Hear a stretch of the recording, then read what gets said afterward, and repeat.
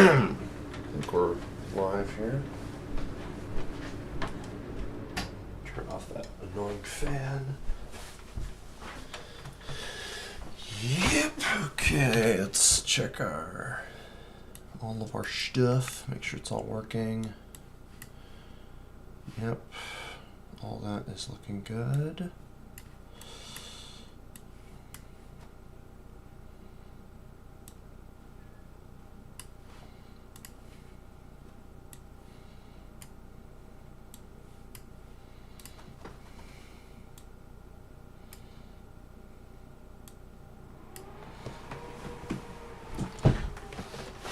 Howdy, folks. I think we're good. Let me make sure here. Yeah, okay, here we are. So you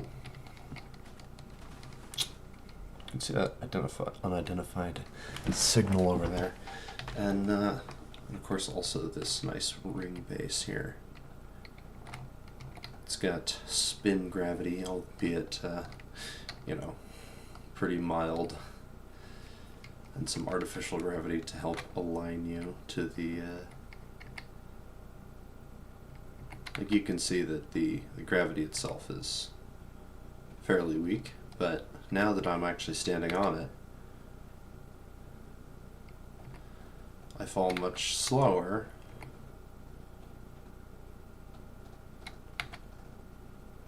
Or much faster, rather. So it's you get about twice. I think it's, like if you're actually getting the rotational energy, it's like about, I want to say 2.5 G total. So obviously that 0.1 G,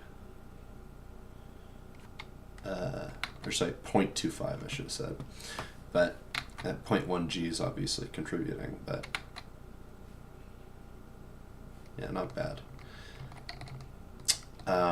It's got grinder pits and all that, but anyway, that's not why I'm here at all. Why I'm here is, well, look at these two. They're great ships. Probably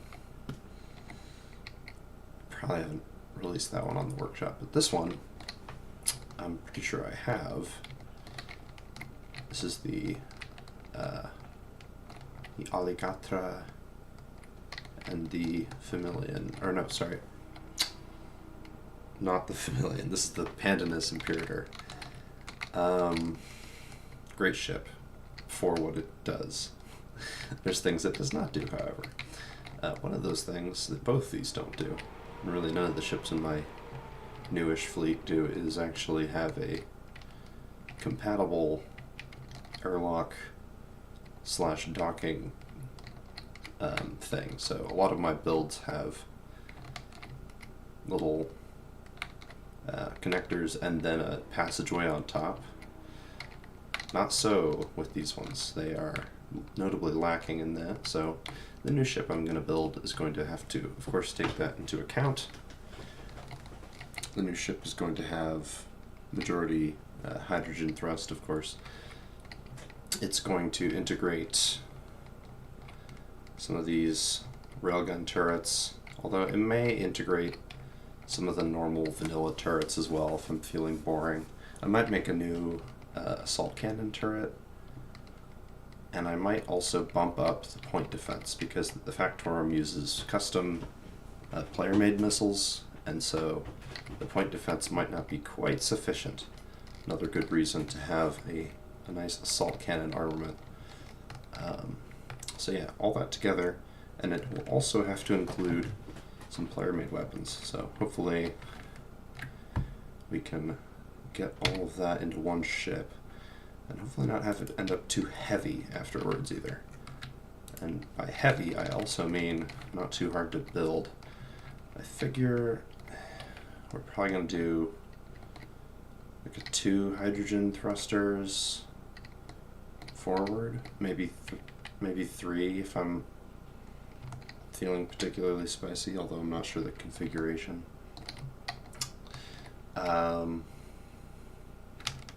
yeah, so we're just going to start there. And of course, I'm going to want some hydrogen. So that is probably, we're going to want some good endurance, because I am intending to actually play this out in survival. We're going to want some, I probably should set up my mirrors here.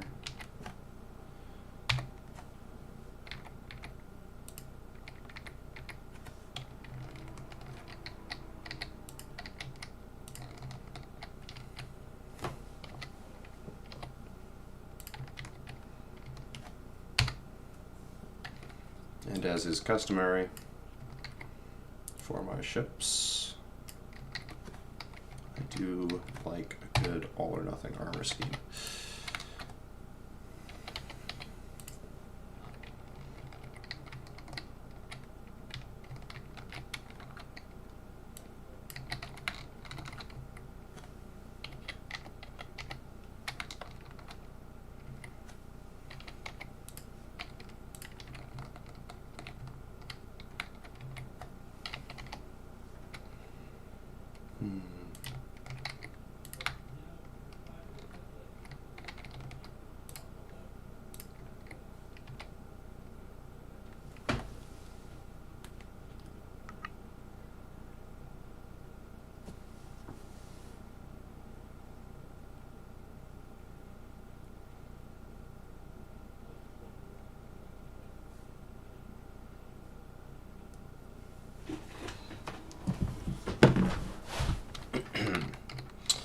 So, oh, no, I don't want that. Blast doors, probably the best for protecting vulnerable components like hydrogen tanks.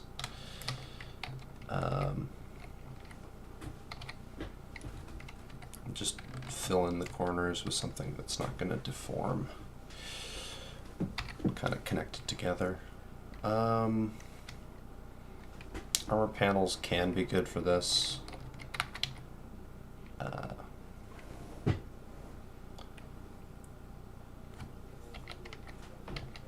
You could actually do it in a way that would work.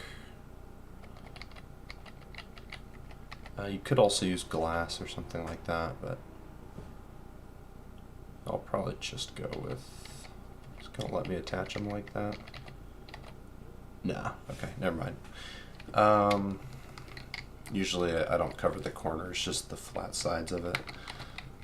And I might not actually, I might remove the stuff on the top and the bottom, because that might not be very useful going forward, but we're gonna want some upthrust here.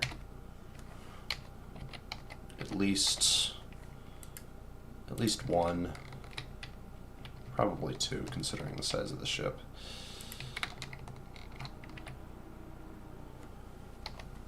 And then it just comes to filling out the rest of it. Figure another, maybe one large hydrogen thruster pointing to each side. Probably be enough.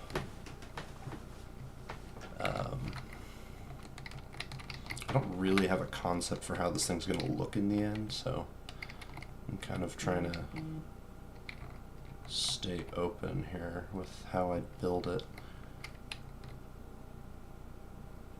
Let's go. Just ordered a new PC, huh? Yeah. You definitely want a not a crazy high-end system for SE, but like, you know, it can't be a you know, bargain bucket kind of thing. It's, you know, the game's pretty demanding in a lot of cases, especially if you're going to do, you know, bigger things with lots of moving parts. Like if you like subgrids, better hope you've got a good CPU. As you can see, I like subgrids. I like subgrids everywhere.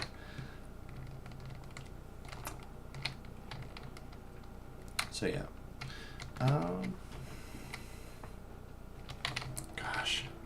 Ryzen Mini PC, AMD Ryzen 7, 5700U. Yeah, that should be pretty. That's cooking. Yeah, you should be just fine. I mean, technically, my old laptop could run SE, quote, you know, just fine, but if I say that, it's coping, really, because it's, you know, not a great option to run it on a laptop. But it was able to do it, just barely. Like, I could barely play the game, but you definitely want to have, like, a desktop if you want to play this game more than just a little.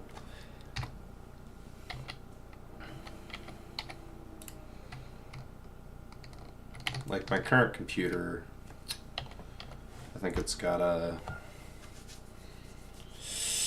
Intel, what is it, 40... I've got a box somewhere in here. Yeah, it's an Intel... Oh, come on. Tell me what the model is. I don't remember. I am a brainlet. Is it not going to say anywhere? 40...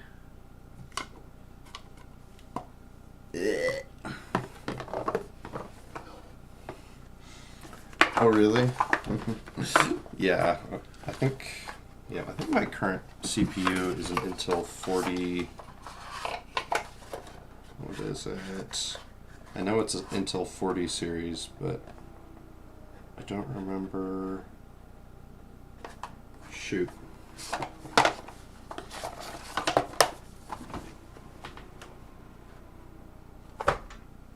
Gosh darn it.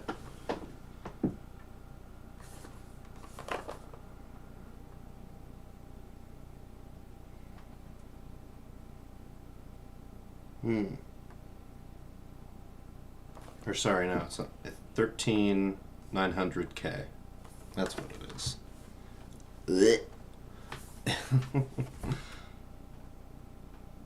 Yeah, okay, it's an i9 13900K. 13th gen. And then I've got, I believe I've got 2 GPUs on board.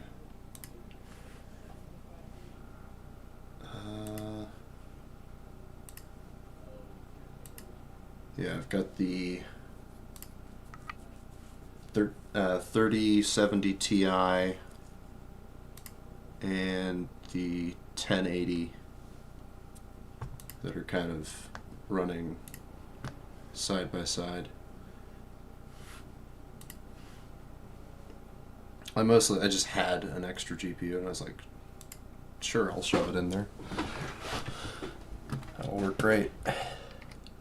But yeah, anyway. Cooling is also important for space engineers, but you all know that.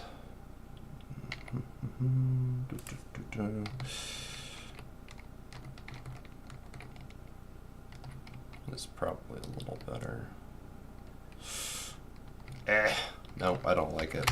It's already looking bad. Starting over. Okay. We're going to have a compact Bell type housing for these, similar to the, well, all the other newish ships that I quite like. You can see this sort of vaguely, you know, bulged engine housing. It's present on the Alligatra, the Familian, the Pandanus Imperator, sorry. If I grab the Familian, you can see it. Kind of has that rocket ship vibe. Let me put that over there. And on the ship I never finished, the big one,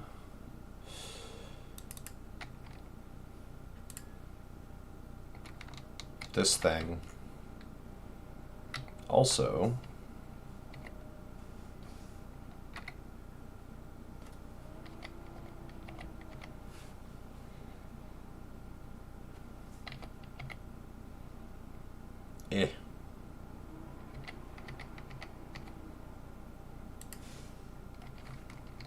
In fact, it's a lot more apparent on here, actually, the sort of engine bell.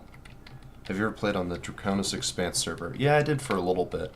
I'm gonna be honest though, I'm not huge on the survival experience. I'm mostly here to build stuff. Like, obviously, most of these ships wouldn't be terribly practical in survival. Because the survival meta is kind of just like over-armor your ships. So this newer series of ships is definitely not really optimized for that. And it is fun, but it's a different kind of fun than the fun I get of, actually constructing ships. So I have played on Draconis Expanse. It seems fine. I like the fast travel system when you're zooming around.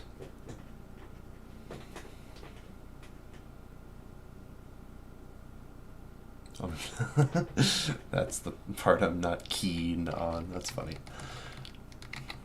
The man made a pun. Laugh at him. Laugh with him. Laugh. Uh-oh. Those two engines I stuck together are gone, and I will never find them again. Oh well.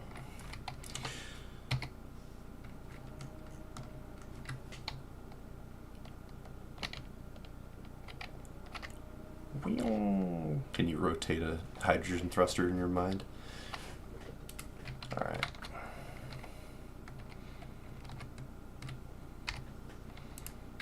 What I was going to say, or do, is make a compact trucker dad joke.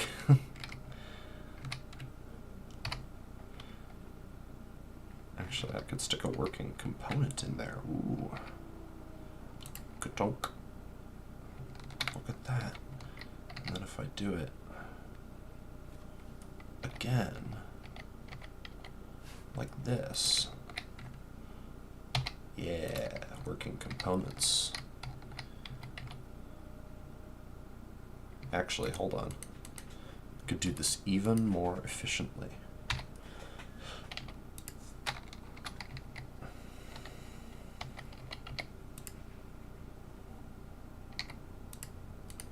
And incorrectly. There we go.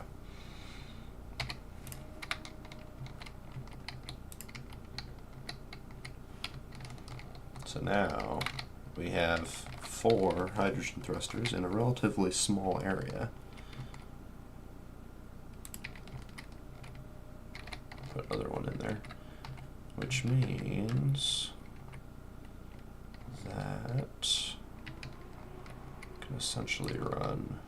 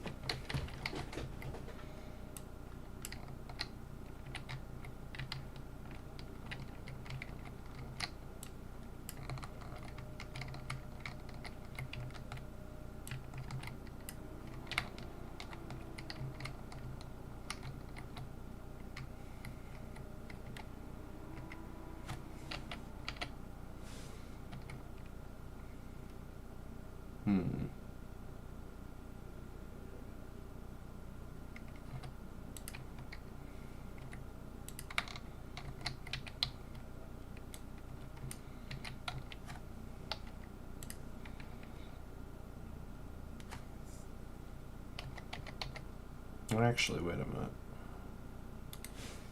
Yeah, okay. I'm thinking about how I'd want to contour this. I think we'll go like this. I should probably put up another mirror here. 2-axis mirror.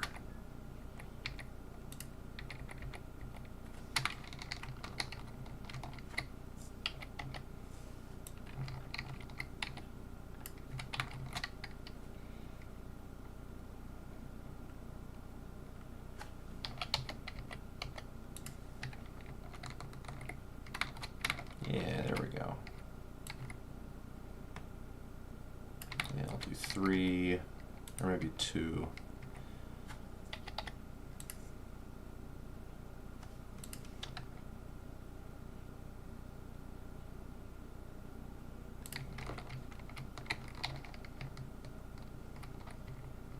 And that's the contour, okay. Which means these ones get 2 full blocks.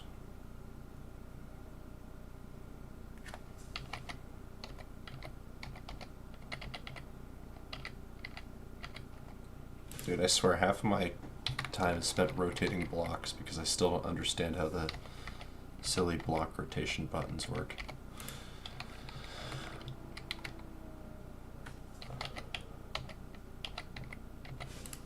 I mostly just use page up, page down, and various combinations to attempt to rotate the blocks properly.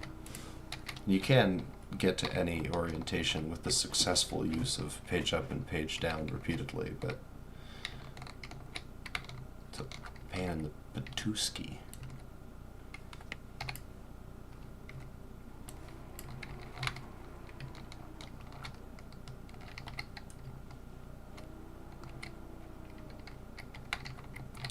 Alright, so start here, I guess. Actually, don't want to start it like that. Because if that's our center line,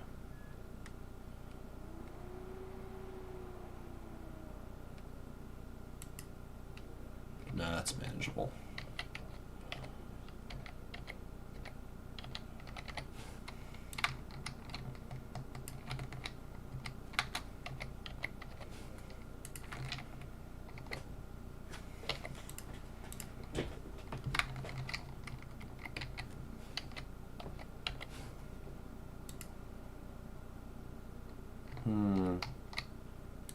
I suppose I could do...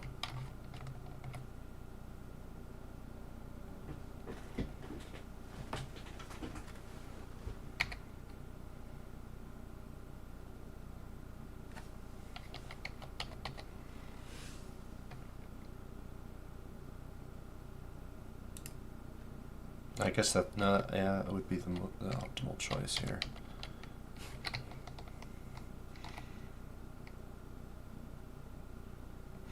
Yeah, that is important. For sure. I mostly just build my ships to get shot through, and I armor like the internal components that keep the ship alive. So, this ship here is taking it kind of to the extreme, but if we peel back some of the armor here. I said if we peel back some of the armor here. There we go. So you can see around the turrets we have some armor, right? And then around basically everything else. Oh, I don't use weapon core. Weapon core, stinky. And the reason I say that is because I don't like their user interface. So, yep, that's my weapon core take. Bad user interface, not gonna do it. This ship notably never got finished, so you can see the armor is light and thin. If I believe I have this mod on / Yeah, so if I scroll out, you can see this is there's a whole lot of green, and the only real purple is here on the front, right? There's some purple on the front, and the rest of it's all green, and some on, and of course purple on the turrets, right? And it's purple or green pretty much all the way down here. There's some around critical components, and not much on the engine bell. And I've found that, yeah, some of your thrust gets taken out, but it's mostly like the thing that's the most important to protect is your core components. Like in here, these are all the turret controllers for my turrets. They live in an armored box, right? Now granted, again, the ship's was never quite finished, so a lot of this would have interior and stuff around it. But inside of here are things like my hydrogen supply and magazines inside of this blast door box on the inside. The central conveyor line is actually where all my gyroscopes are mounted. So that basically protects the conveyor line, the central conveyor line, from getting completely taken out, because gyroscopes are basically the best armor in the game. And there's also redundant conveyor lines running parallel, you see. So this ship is basically designed to be extremely light for its size. Like if I, hold on. If I just grab a brand new one, I think it's, and this is combat loaded with ammo and stuff, so if we look at the weight, it actually might be a station at the moment, but if we look at the weight of this,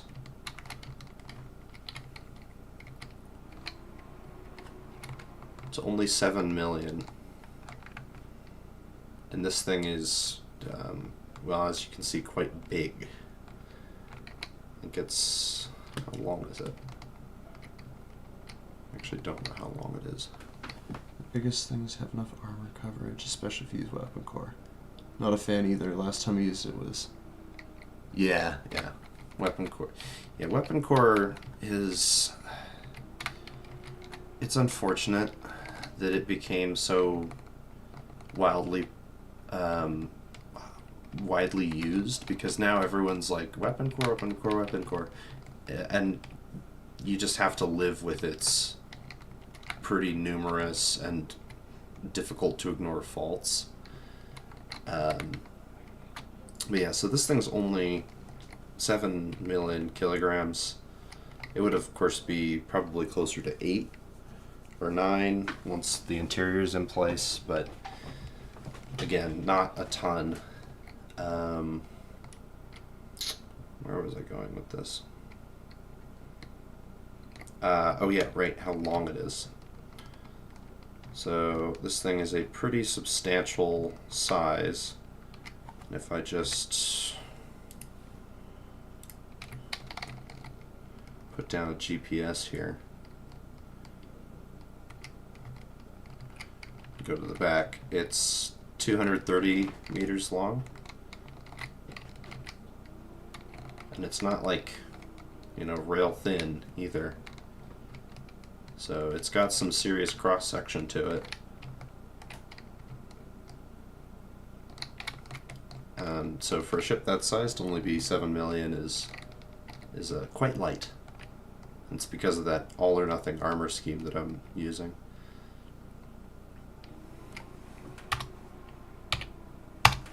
Reminds me of Nemo's ship from League of Extraordinary Gentlemen. Is that on the workshop? I haven't heard of that one.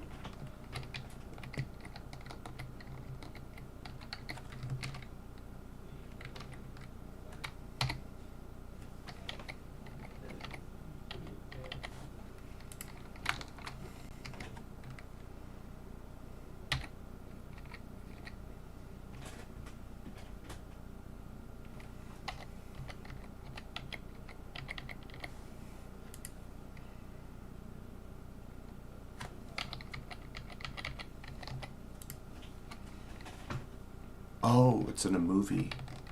Hold on, let me look that up.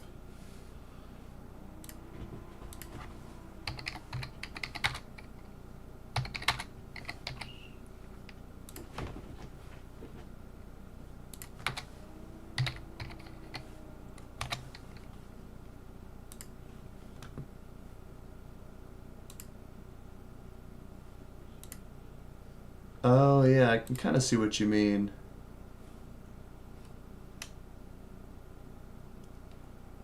Although that's definitely more of a... I mean, I'm definitely going for a boat kind of look. But that's like 100% boat. Or I guess it's a sub. Yeah.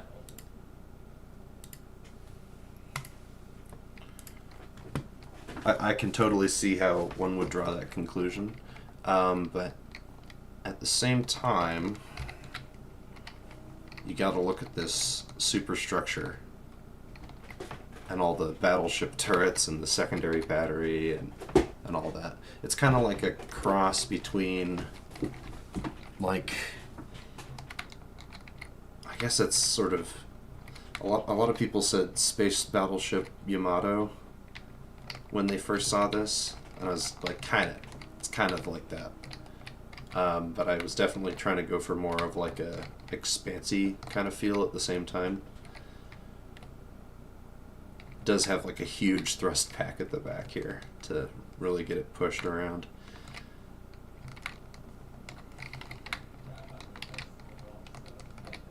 Oh yeah, and also insane point defense grid. It's got 12 of these little subgrid point defense turrets. So yeah, that's a big one, and basically the largest example of this sort of design philosophy. I'm intending to have something that is, oh yeah, you can see the point defense grids on these things open up on the asteroids.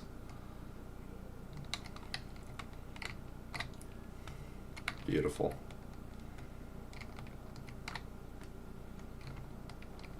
Yeah, so this one, the Familian probably has the most formidable point defense grid for its size, because it's got one of these on each side, and then one at the tippy front here, and one actually in the middle of the engine pack here at the back. So it's got 4 turrets and basically like full coverage of the ship. This one has more, but it is a much bigger ship. You can see got one here on the side. I think there's 3 covering the bottom, or 4 actually. There's another one there.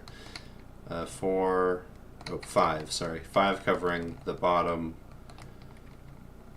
or I guess what you would consider the bottom to be.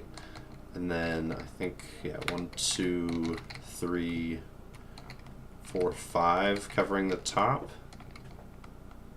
Yeah, it's a lot. It's a lot. But it was a real pain putting them all in, but this thing's a lot of fun to use. I got to use it in a little PvP match where this was kind of like the linchpin of the fleet. It was a lot of fun. We had a sort of balancing system we were using, but it massively overvalued the point cost of small grid railguns. So when I was using tons of them in the turrets, it made it a bit over budgeted, but everyone kind of agreed that it was so kind of, it was a fun design that was a little bit too silly to be quite practical. And so even though it was over budgeted, everyone just kind of let it slide, which was, it was fun. A load of fun. No one's ever seen fun like this.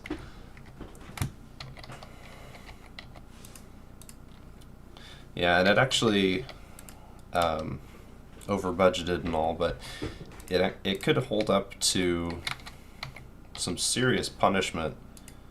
It would just, because all the core systems are pretty heavily armored, all things considered.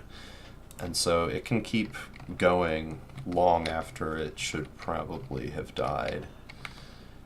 Which is, you know, it's a nice trait to have. A little bit of resilience.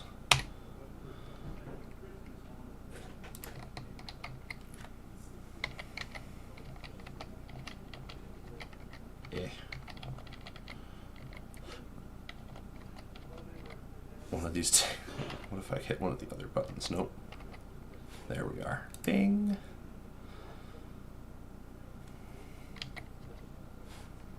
Dude, first try. Let's go.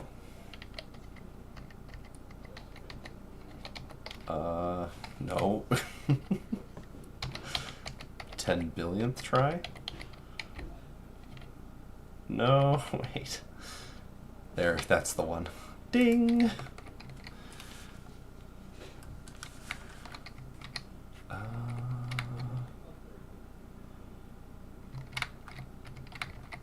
Maybe I should have done...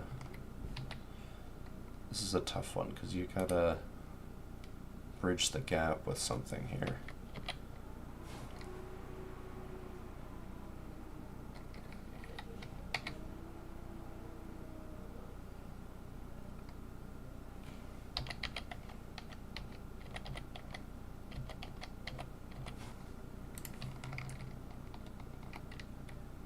Yeah, I guess that'll do.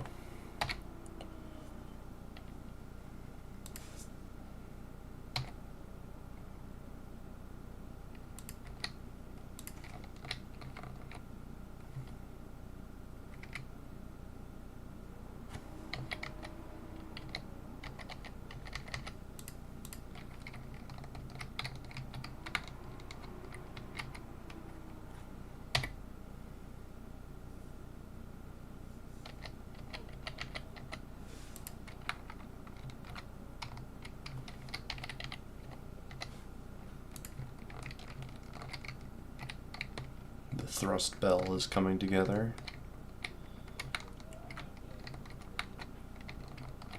Probably remove a few of those.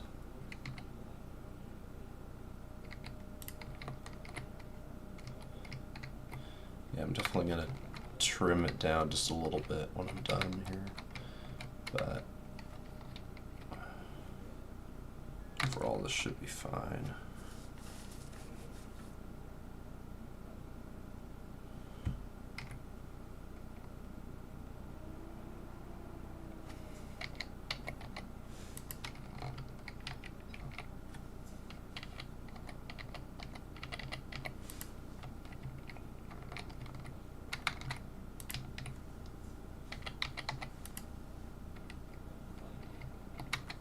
And sorry everyone that I haven't been posting for a while. I've just haven't been doing anything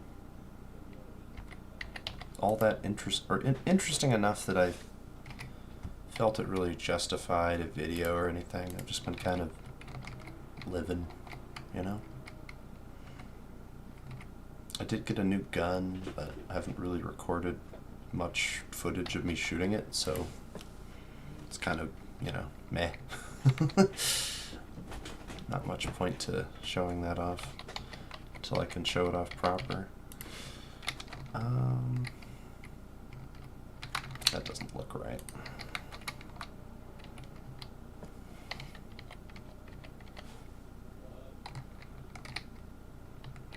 Yeah, it really doesn't look right.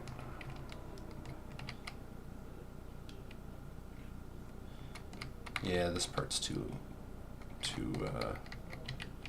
short. If I just flatten off that edge, that should look a lot better.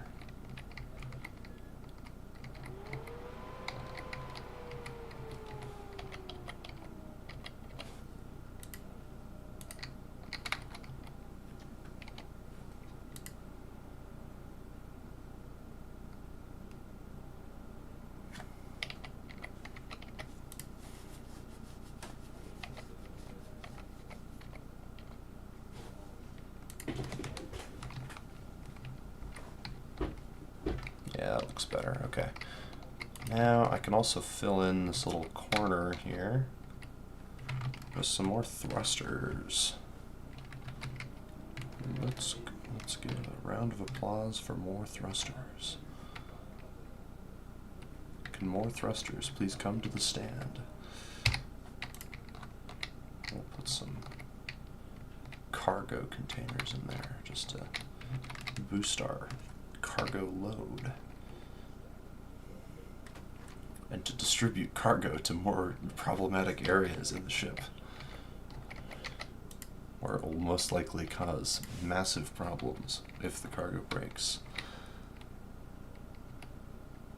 I live in Maine, could post vids on all kinds of stuff, but I'm busy driving an 18-wheeler. Rock on, man. Massive respect for truckers because, well, they basically allow literally everyone else to live a comfortable life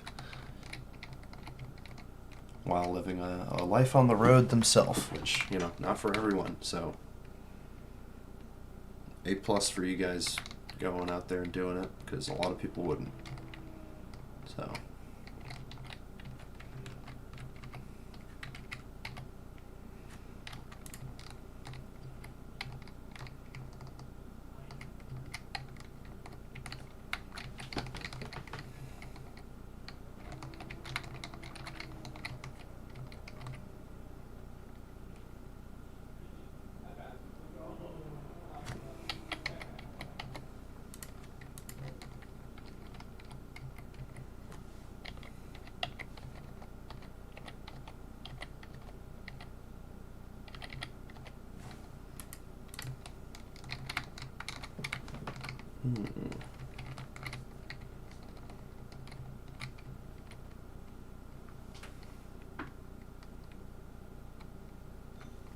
All right.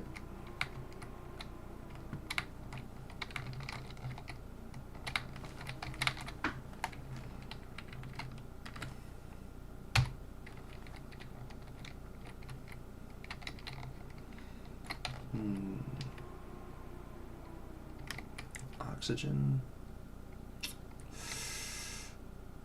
or hydrogen?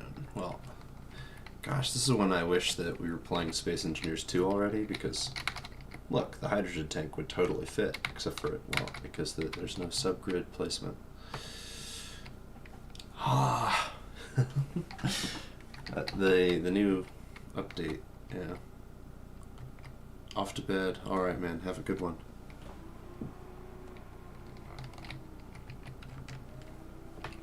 Yeah, the new engine that Space Engineers 2 is going to be running on is apparently going to let, I think that they call it the 25 centimeter system.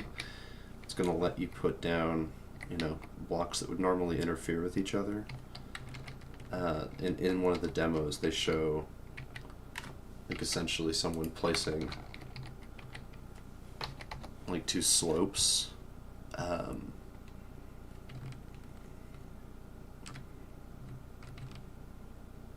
Like this, essentially, on the same grid, which is, you know, that's pretty awesome for people who are familiar with Space Engineers. Is rather unfortunate building system. Much better that way. Let's see here. Yeah, I could put some more of these in.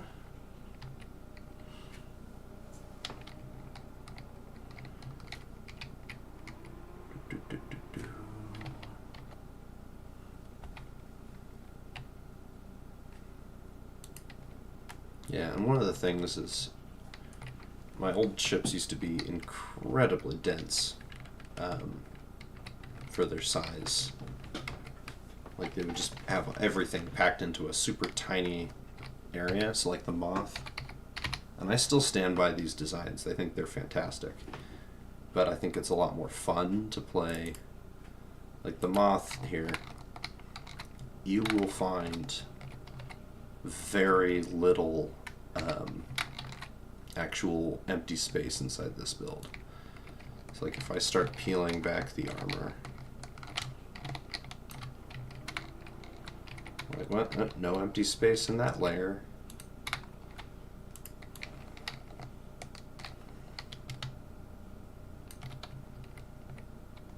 No empty space in that layer. What just got deleted were 2 hydrogen thrusters there.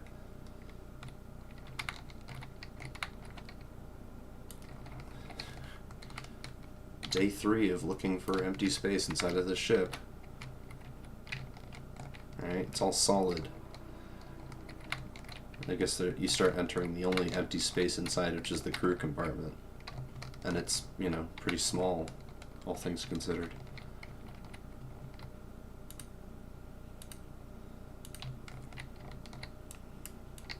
Still looking for empty space. None to be found. I think these were, yeah, these are 2 hydrogen tanks. If we dig in on the other side.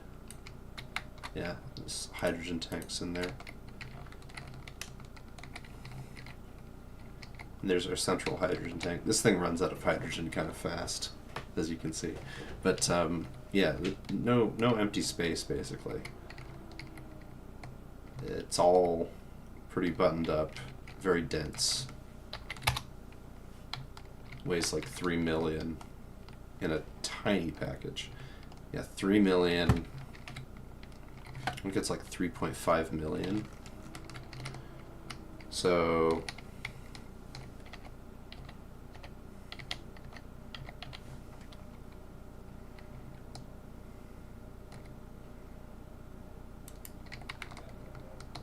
this little guy weighs probably about half as much as this does. Not only is it shorter, but it's also thinner noticeably, because you've got like the main hull is like 9 blocks thick or something. And this is easily, like you're looking at 9 blocks thick in this little skinny bit between the engine bell and like the main part of the hull. So per volume, this thing is tiny, and it has almost half the mass.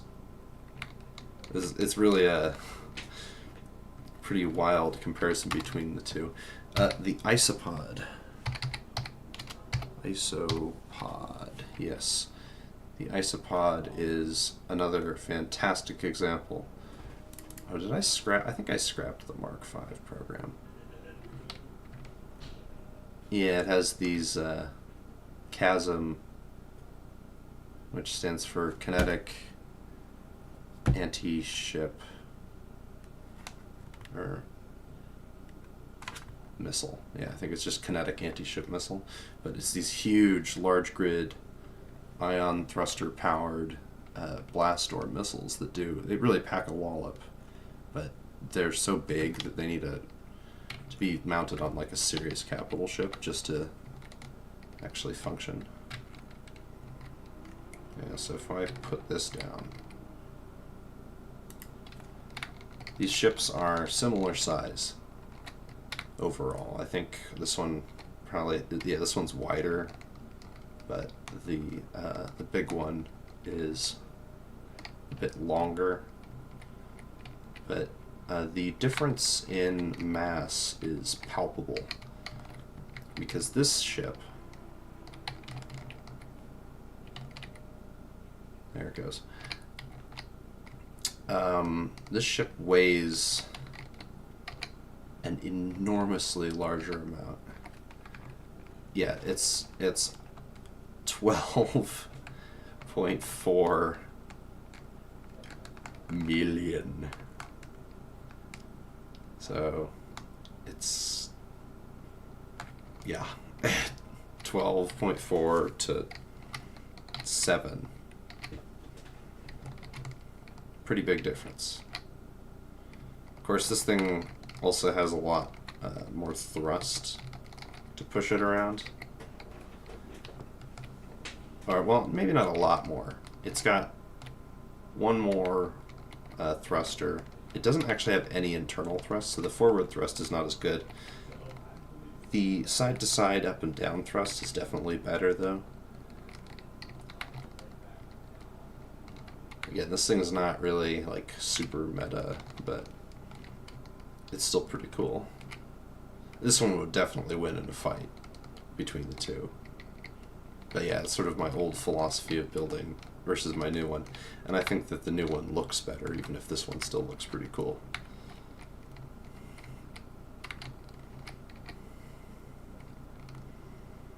I think, actually, when it comes to looks, definitely this is not the best looking version.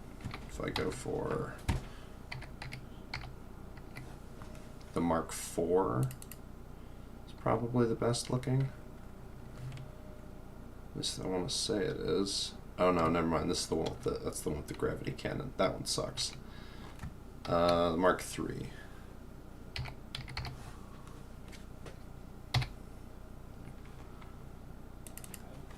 Yeah, the Mark III is where it's at. This thing, pretty peak. I'll have to move the sun so you guys can appreciate it.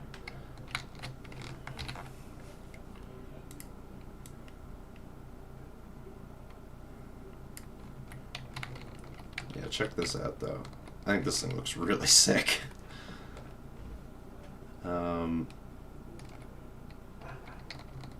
It's got a whole ton of railguns stuffed in the front here. I think it's 8. Stuffed in the front section. It's got heavy armor covering a lot of the front. Basically the entire frontal arc of this thing is a lot of heavy armor. Tons of turrets on it. This is definitely a turret farm of a ship. But I really like how the sort of bladed look came out. It's got this sort of fins. And of course also the top-down profile looks pretty sick too.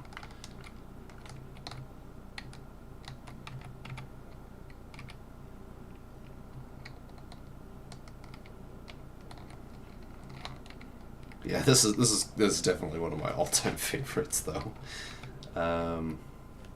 Yeah, all that aside, effectiveness between the two, this one's definitely more effective, but if I put turrets on this one, I actually don't know, because this one's faster. So it might be able to pull off a strategy of sort of shoot and scoot a bit better. I still figure the durability will win out in the end, though. Like, it'd be no trouble to clown on the Factorum with this thing, because frankly it's just a monster. In fact, I might actually just go do that.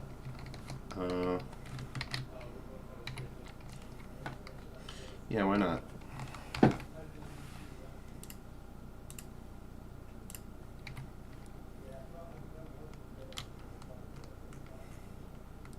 Let's just do this encounter right now.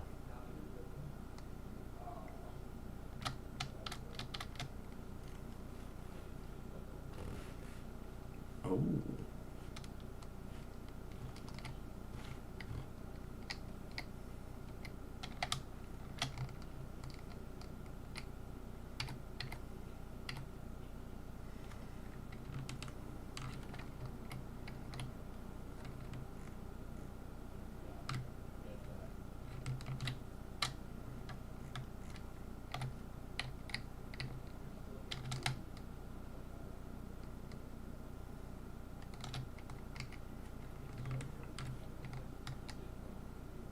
Yeah, let's get off a little distance here. Paste this thing in. Get in here. I think this is loaded for combat too, so it should explode if it gets hit in the right spot. Yeah, she's loaded. Oh, getting locked.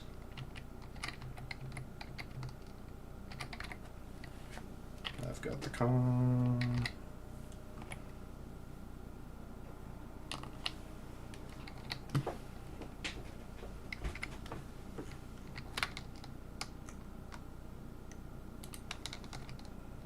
Do I want to core it with the railguns? It might be a little problematic if I want to recover the components, but whatever. Hold this, buddy.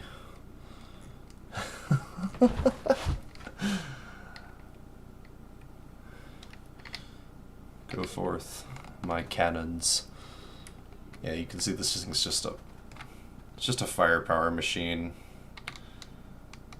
If I start jetting around, it's going to be much harder for them to hit me.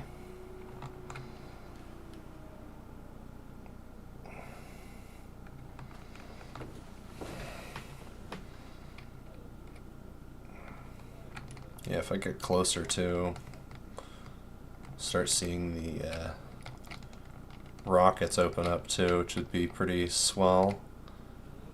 Hey, look at them go.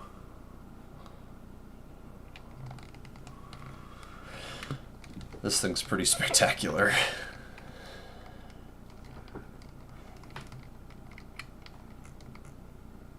Yeah, that thing is in a bad spot. And bonk.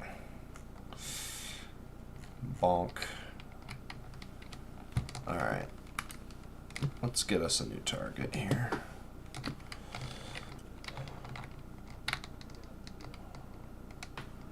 Clearly,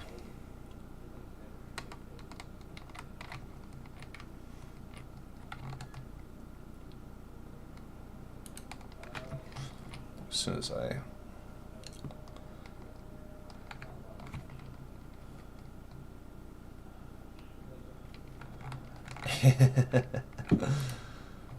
yeah.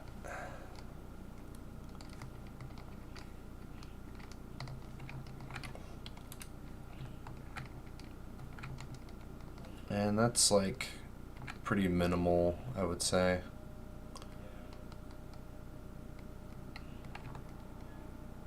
In terms of damage I've taken. I mean, there's like a couple thrusters destroyed, but the most of it is like a few thrusters, a turret, and some armor.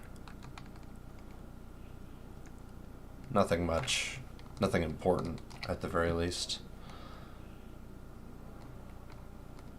And just complete annihilation, you know, it's not even close.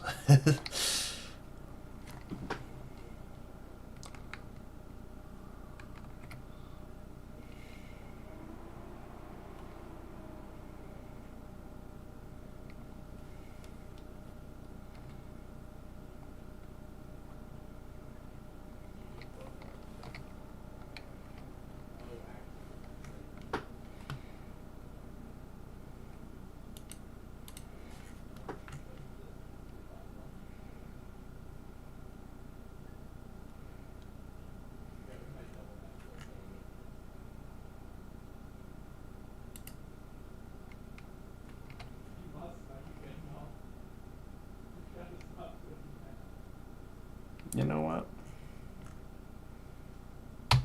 Kill it.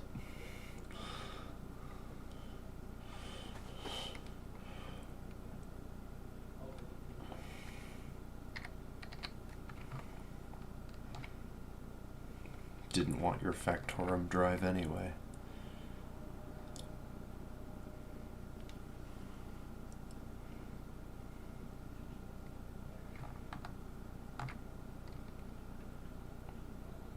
Yeah, so anyway, I've already got a ship that can beat the endgame encounters pretty handily. And I actually do think you could probably build this in survival without too much trouble. It's mostly just metal. There's a, you know, I mean, the hardest part to source would be the railgun, the gold for the railguns, but, and I guess uranium, because it does run on reactors for the most part. So it'd be expensive, but certainly doable as a ship you could build in survival. I wouldn't be launching it from a planet.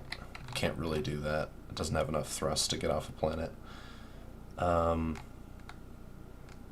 as just a really blunt force instrument to use in space combat, oh, this thing's fantastic. I do want this new ship to be able to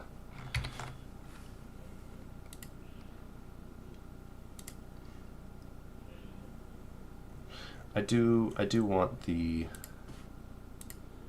new one to be able to actually take off from a planet, though.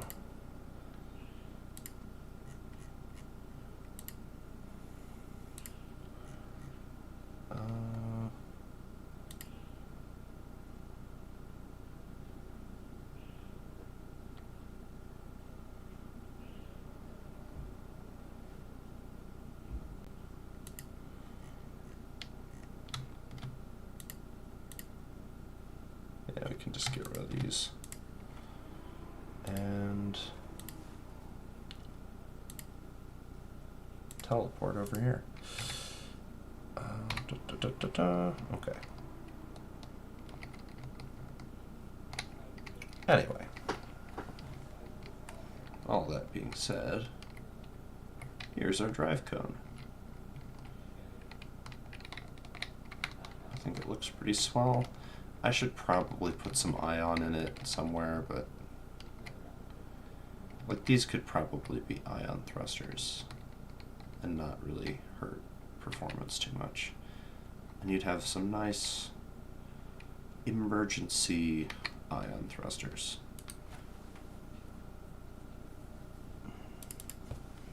Nice.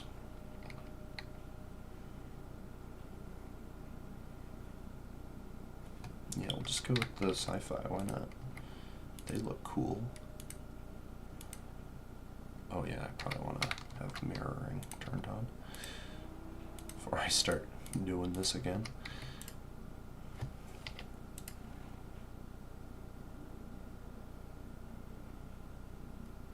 Well, maybe not those ones.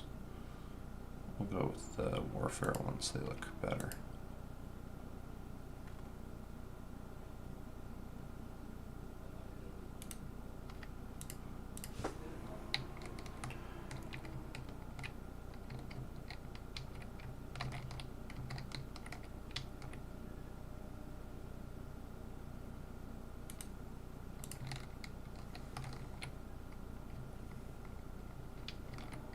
Not insignificant amount of ion thrust there.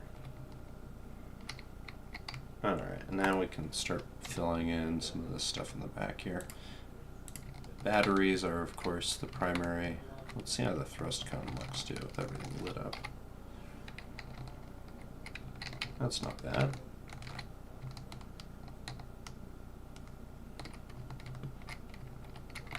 Could certainly bear to have these be heavy armor, though.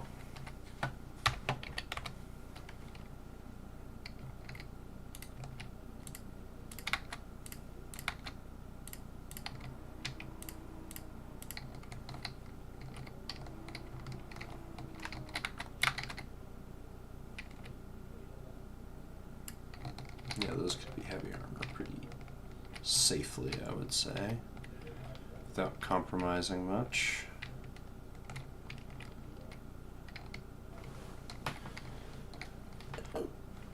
Alright, get some batteries in there. I want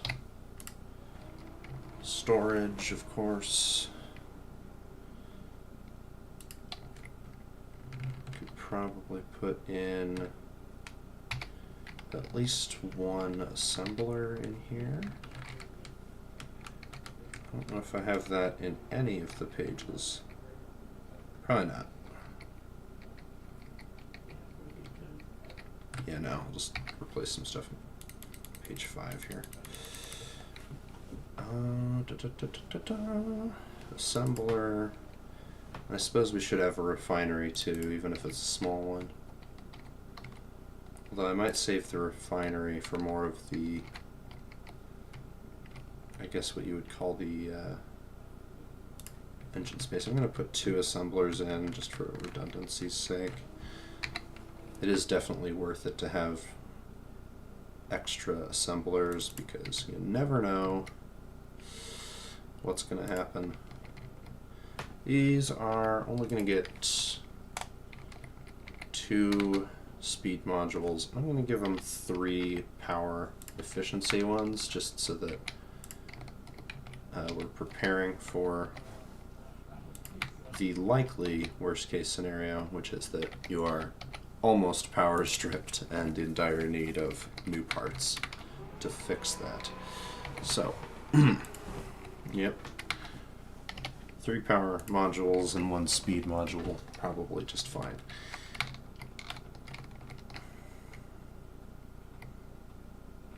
That should be pretty good on redundancy. We can fill the rest of the space here with some batteries.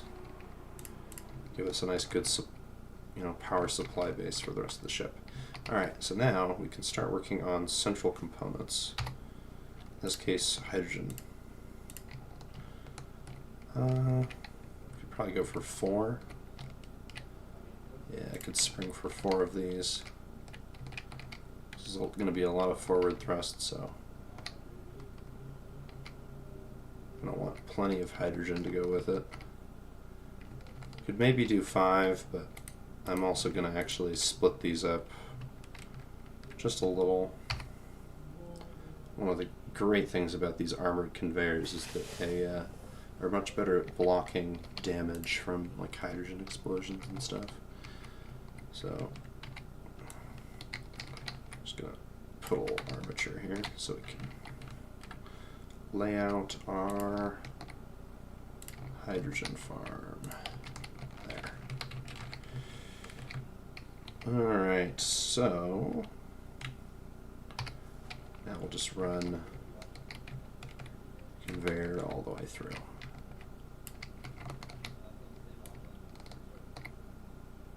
Get rid of that. Okay. I think we're going to tap off of the last one in the line here. Maybe the second to last one out the sides.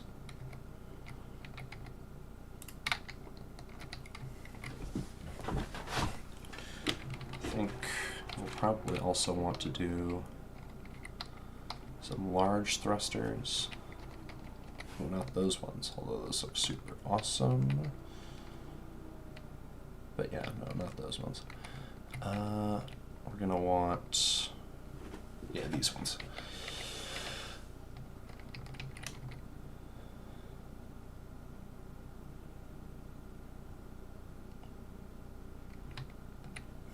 Maybe up here though.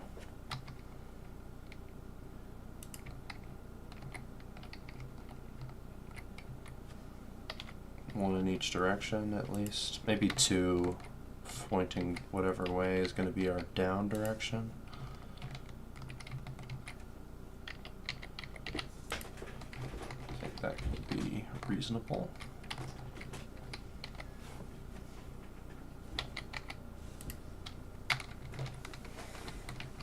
Well, we could probably move this one further back here.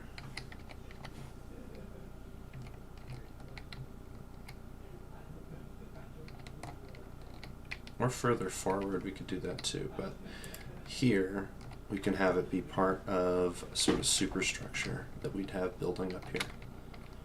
So now it's time to armor it up just a little. Just a little. I'm also going to put some light armor in between, just so we've got something to keep the tanks from chain detonating and killing everything. So that should be good. I don't think this last one's going to be destroyed without our thrust pack basically being gone, but it's probably worth armoring it up anyway. And then let's put a couple of redundant lines into our thrust pack. We can do that with H2 O2 generators. So that there and there. Let's remove our top-bottom mirror here, so we just have our left-right mirror. Because now we can work a little more easily on it. Alright, so next will be, of course, installing the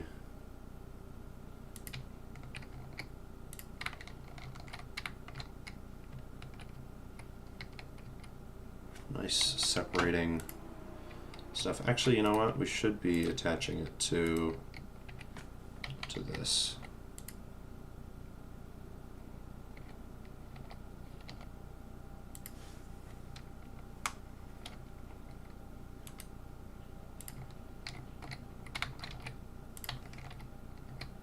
Less direct, less ways to deal damage to the tanks themselves if we do it this way. Because then the blast doors won't be touching the tanks, they'll be around them. So that could give better results under fire. We'll have to see.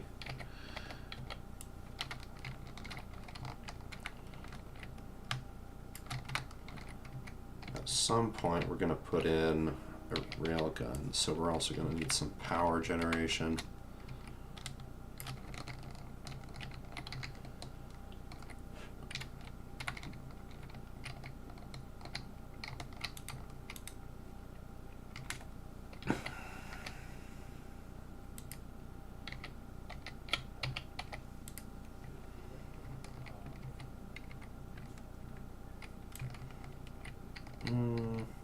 Yeah, let's not use heavy, or at least not full-size heavy blocks. We could use these, though. These will be fine. At least for doing this part.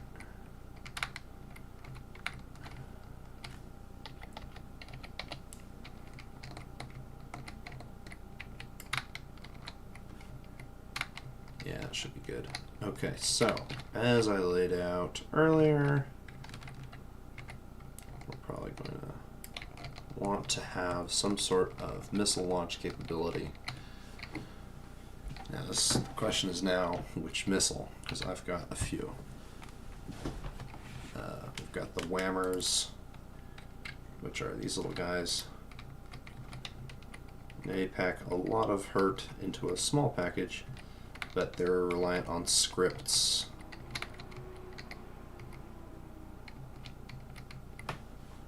So not that great.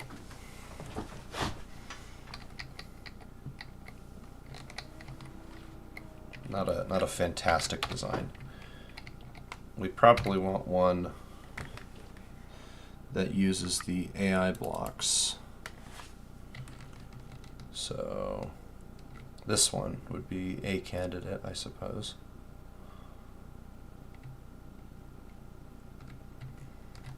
Although I probably just want to go with a clean slate design, frankly, because building based on one I already have, but that I haven't fully executed on, is cringe. It's cringe.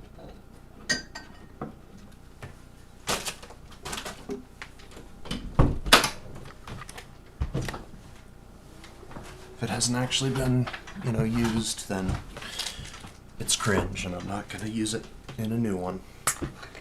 So I'm going to do a clean slate missile design, which shouldn't take too long. I've been drawing up ones for the last entire lifetime, so it shouldn't be too hard.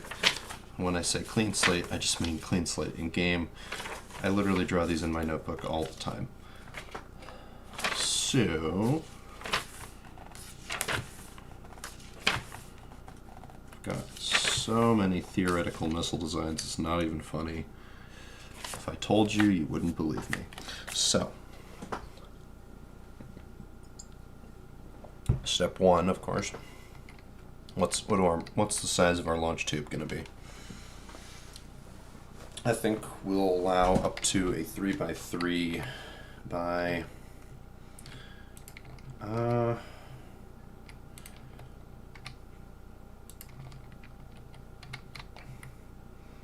think we'll go with 3x3 by probably 8.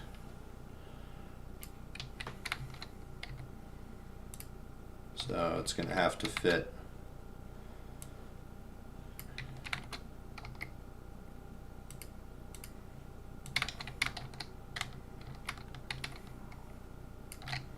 inside of here. Shouldn't be too hard, right? Wrong. So wrong. You'd never believe how wrong it is. Alright, so...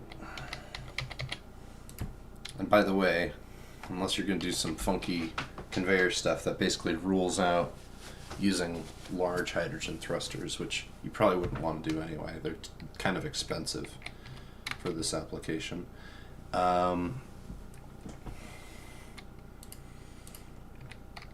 Okay, so there's a couple ways you can tackle it.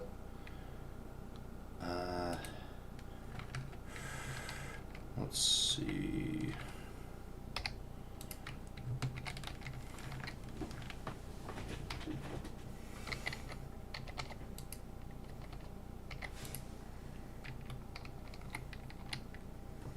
The actual controllers, actually, they really do like having omnidirectional thrust. So if you can supply them with that, they're always pretty happy about it.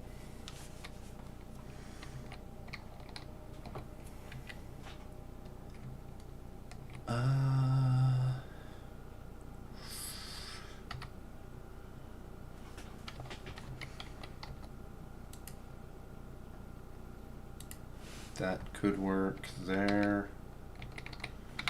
Alright, and so now you'd need to pack your electronics and any bombs in along there.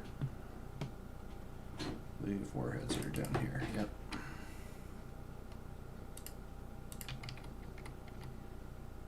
Put 3 warheads there. We'll want to protect our electronics with this gyroscope. If all else fails, you know, the little AI controllers have to live so that at least you get whatever's left to impact the target, right?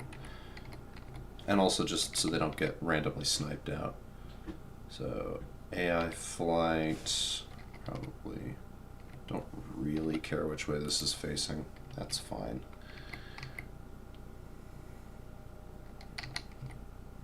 As long as it is pointing forward. And we'd want the offensive one. And we can pack...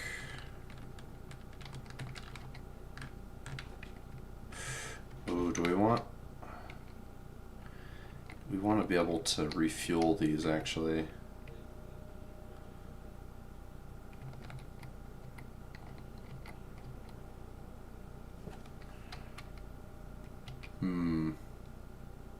That complicates things. In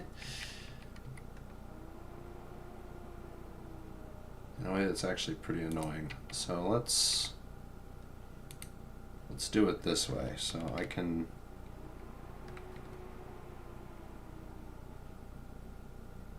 No, that won't work either. If I remove these and get out my itty bitty conveyor, if I do... No, that wouldn't work.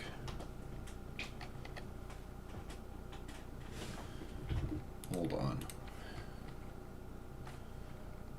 I've completely screwed myself. Okay, so I completely forgot right from the get-go that I need to be able to refuel this.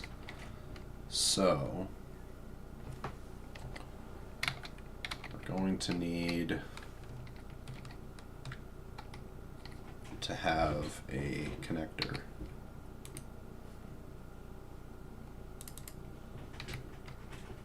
We can use a full block connector, which is good. Ooh. Oh. That's handy. I didn't realize that the new one did that. Okay, so there's our connector, right? We've got our little side thruster here. Yeah, okay, this is a lot more doable suddenly.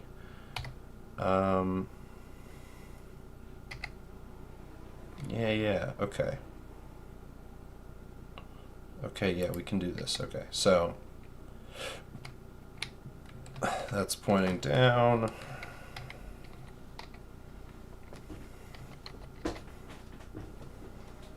got that. And then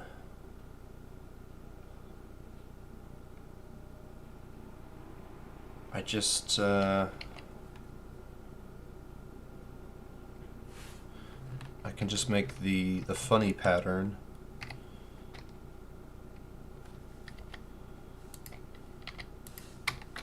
This is not what you think. This is an innocent project designed to kill people. This is not what you think it is. I'll hide it. It won't. No one will know. Oops, I bumped this.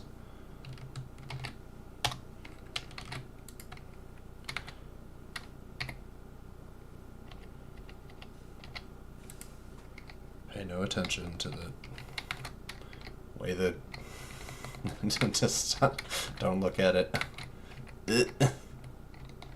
Not very YouTube compatible. Okay.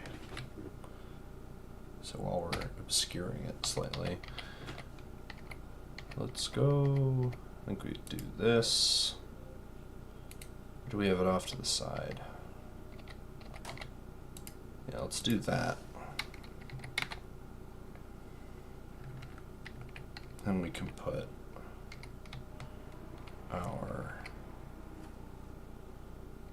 as many blocks that are non-critical in front of the things that are.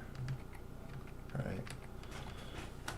So, where is a merge block? Do I have a merge block?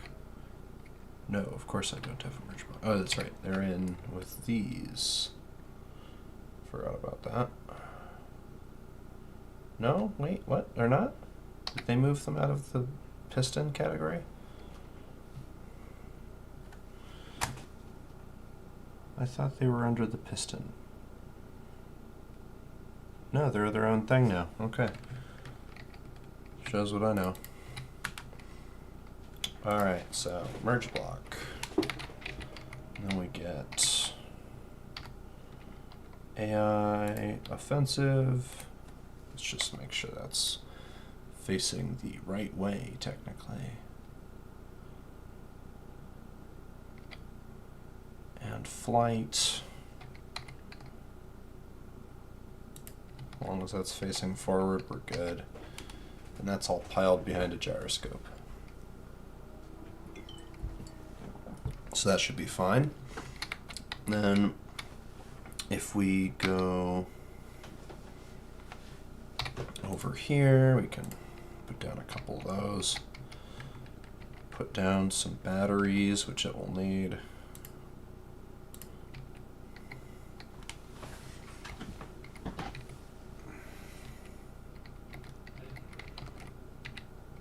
Oh yeah.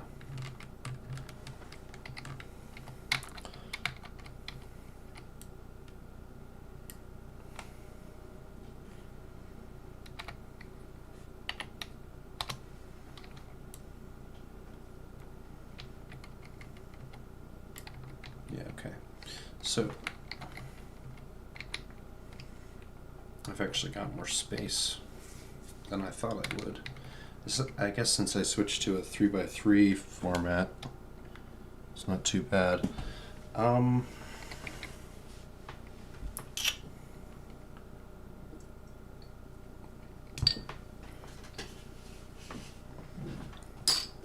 if I start including any ions in this, it gets really expensive really fast.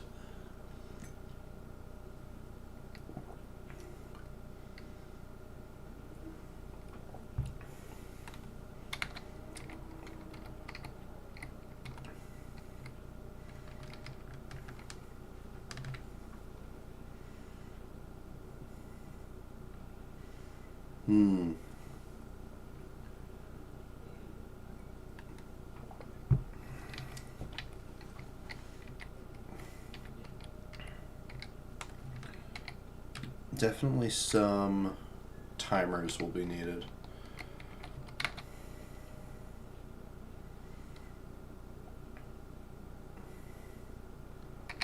Oh great, did they separate those out too?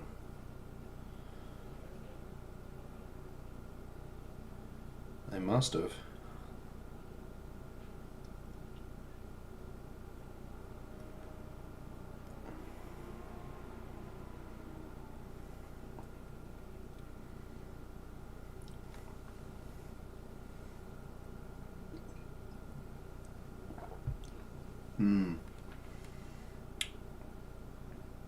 Yeah, they're in their own category now. Okay. Cool.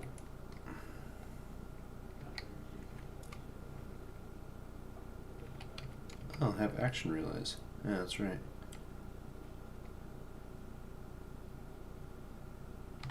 Anyway, we're gonna be looking for this little guy. Doesn't matter how it's facing, really. We'll have two of those.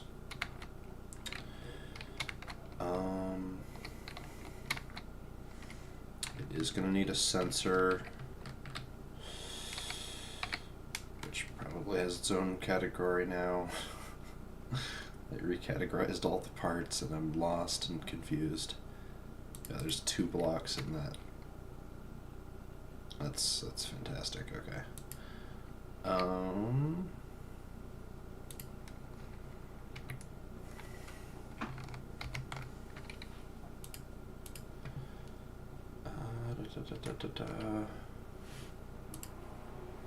think is it?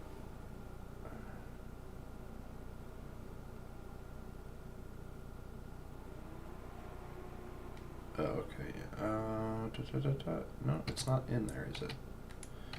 It's in the grid settings. That's right.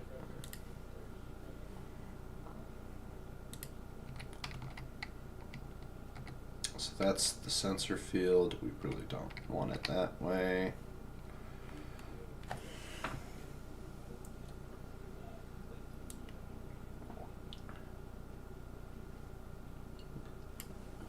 Frankly, 5 meters is just fine.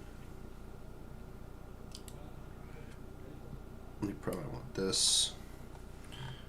Well, actually, you know what? Put that at 3. Put the forward extent.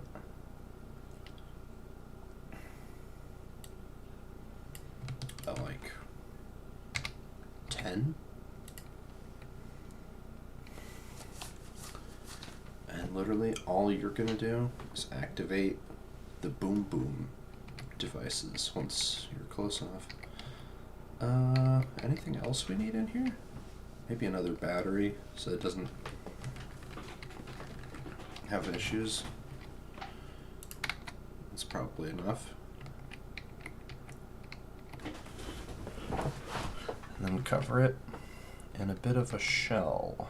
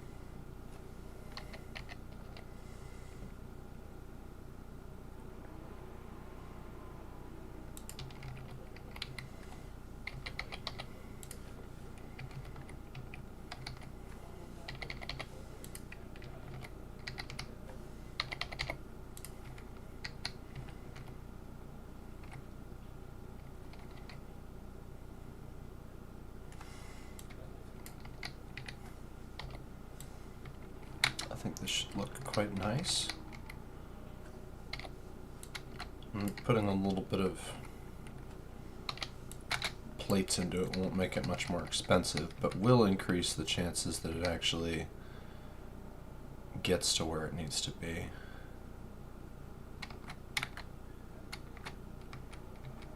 To do damage, you know.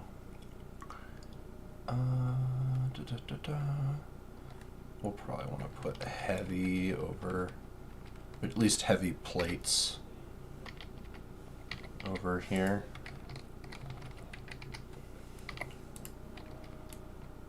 Yeah, we can get rid of this now. We know what size this thing's gonna be.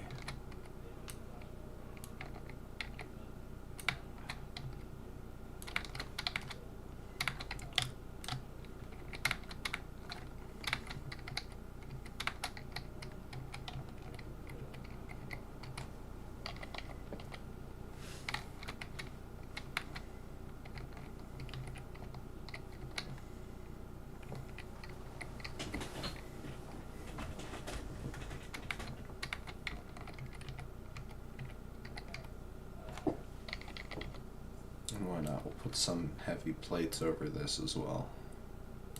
Over our avionics bay.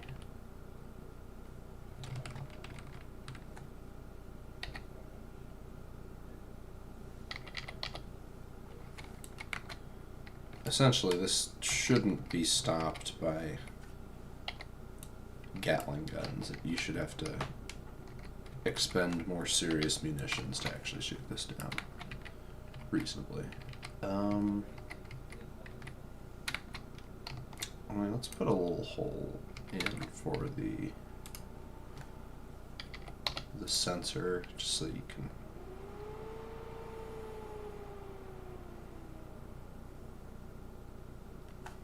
Actually, you know what? That's perfect.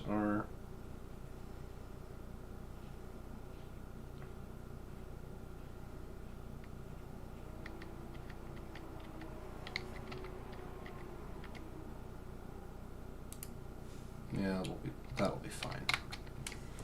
So now you can actually like access the terminal in there if you need it. Alright, we'll cap it off.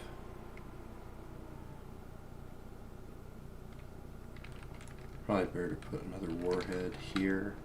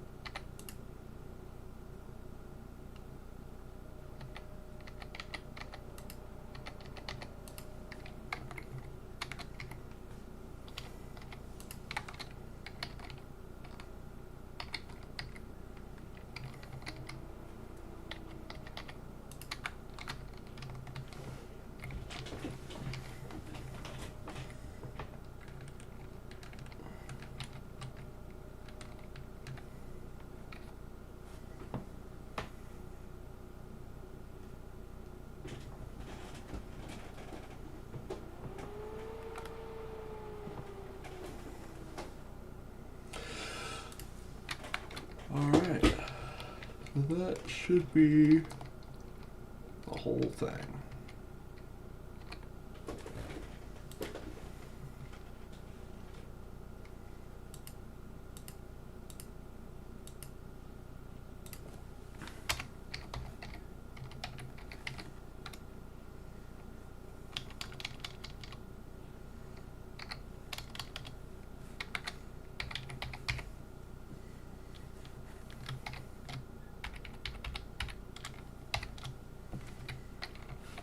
Oh yeah, we should probably have some protection for this thing too.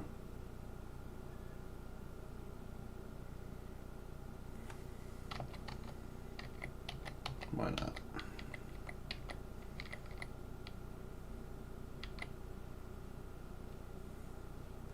What's the worst that could happen?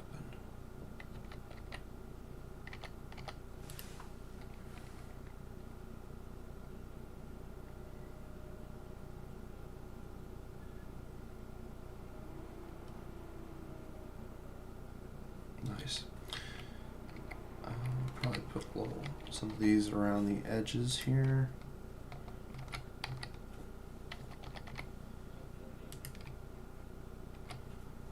Just to protect our main thruster cone.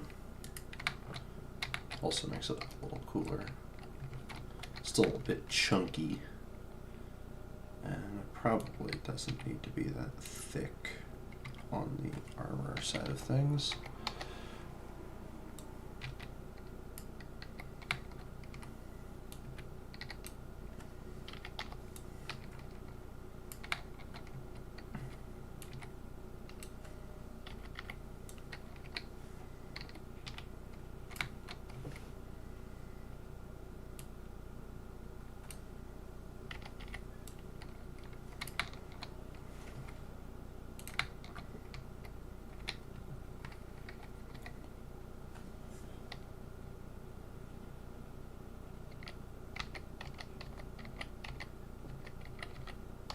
And then just have it flare out just a little bit on the end here.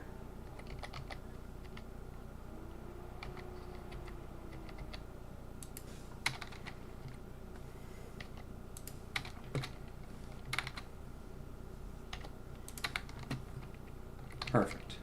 That's nice and small.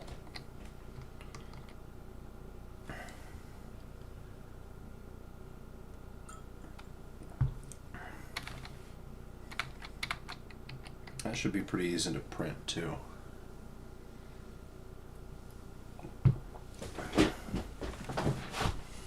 There shouldn't be too much, I don't know, confliction, contradiction, anything like that.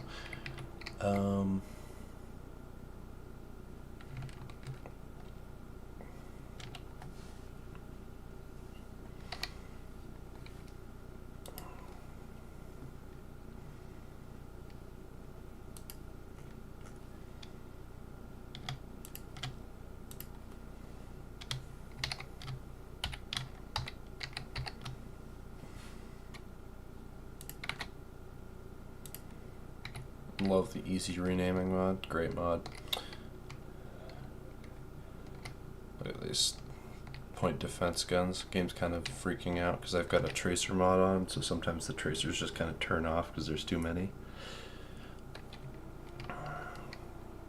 Anyway. So this is our little guy.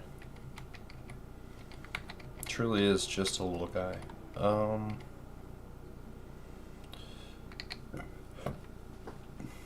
Alright. Sensor off. Detect enemy. Detect neutral. Detect friendly. Owner. Neutral. Or maybe detect neutral.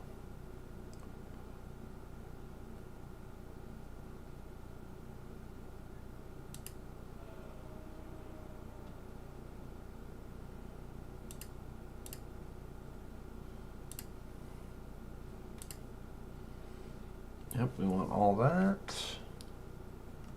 We want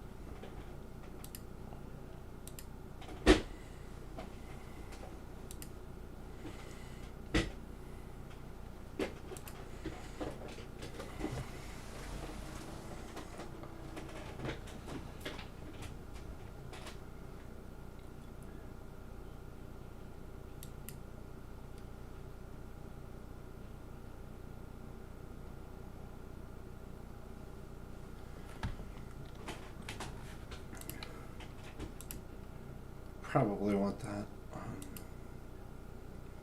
largest, yeah. I'm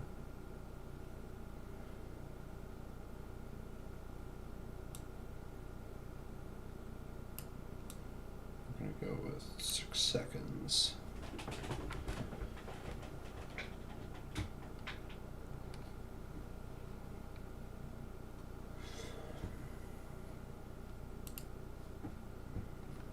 Alright, and all you guys are going to be in.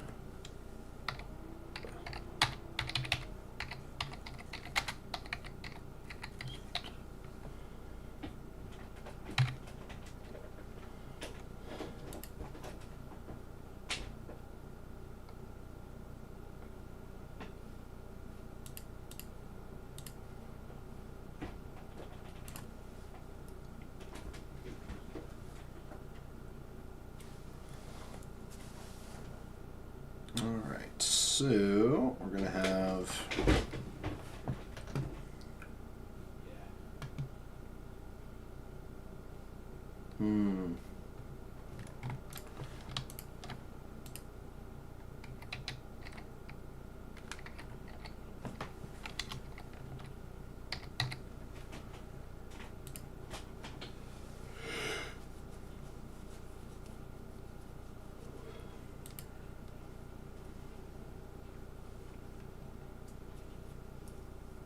probably hide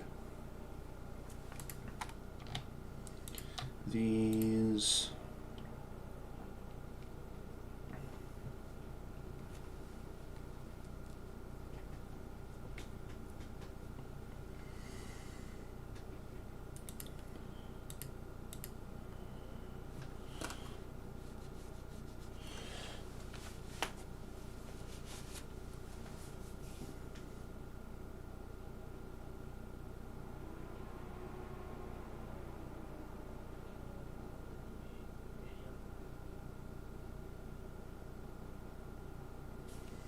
I'm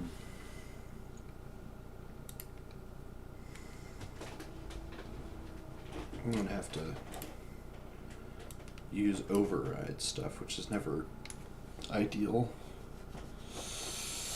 Okay, so tower block 1.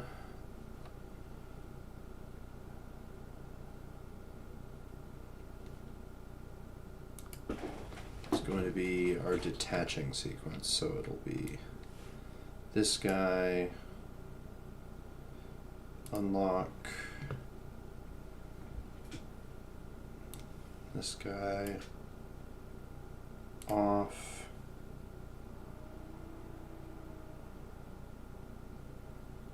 actually hold on, it'll be the other way.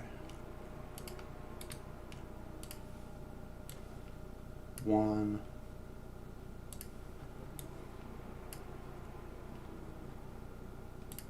2,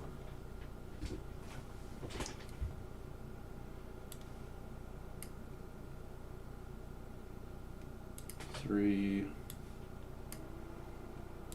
4,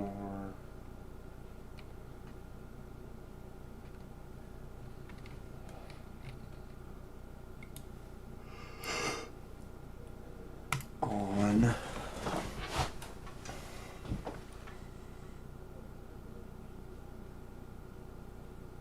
And then it'll start 2. Start. And then 2 after, let's say, 3 seconds.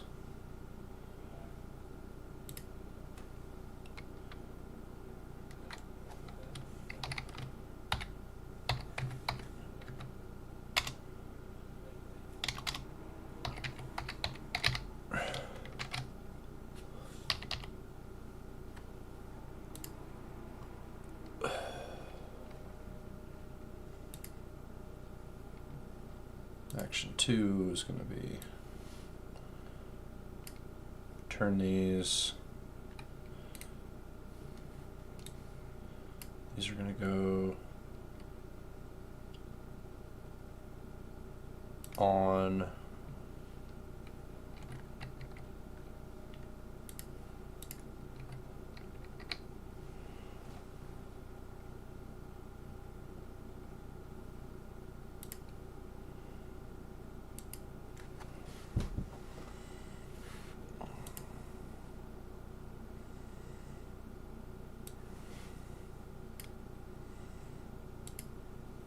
Have that decreased thrust override.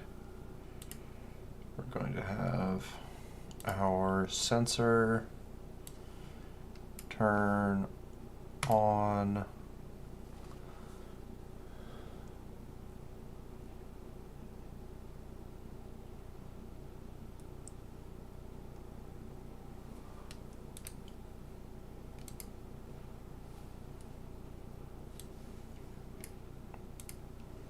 I don't like how it only lets you have one of those per toolbar, but whatever.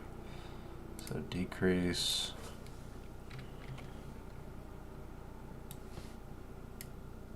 Decrease.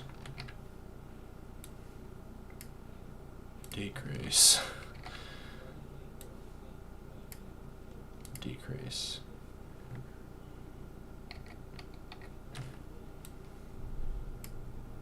Decrease.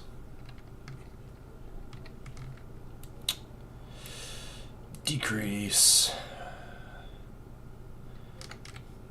For some reason, in my testing, thrust override is always screwed with the AI blocks. It like makes them mess up and they won't use the thruster, which is very unfortunate when you want it to get places.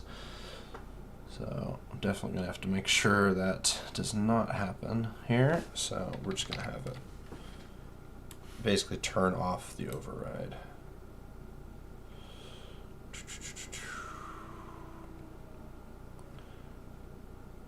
Decrease.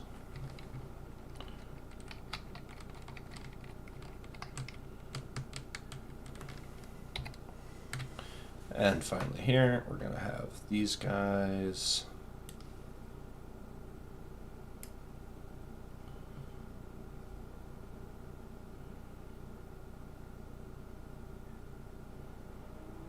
Turn AI behavior on.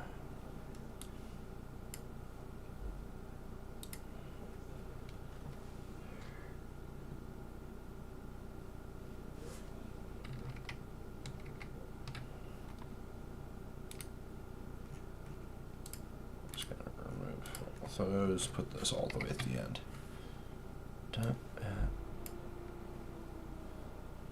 On.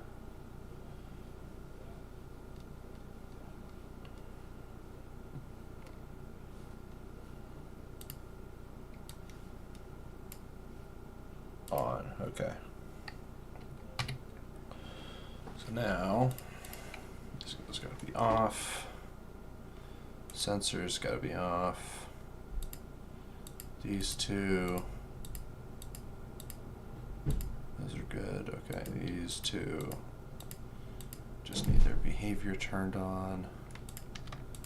These two here should be on stockpile.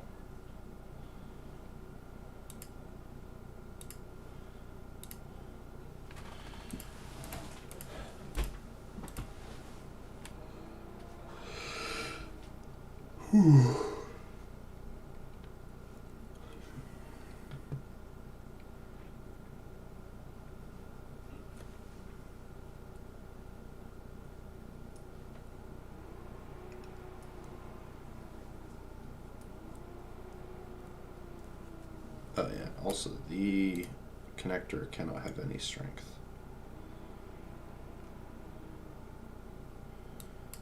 Disabled.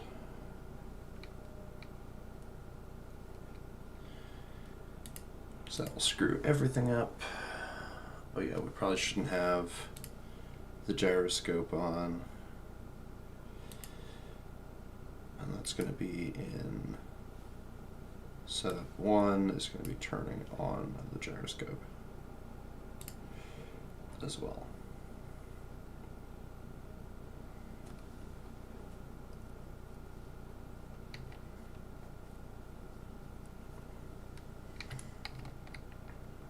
I should put a button on this so I can actually set it off whenever I want. Just for testing purposes, you know. I'm going to put it right on the nose, because that would be quite funny.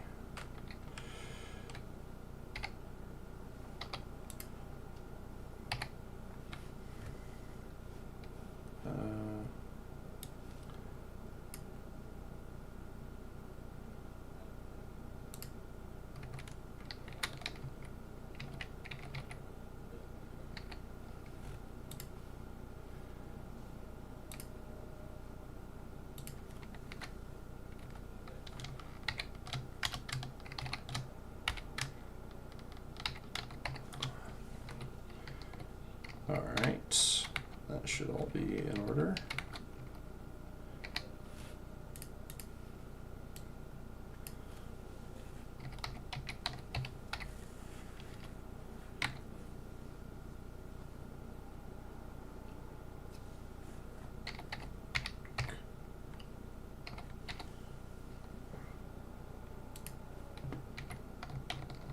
Yes, I'm aware I misspelled rocket just now.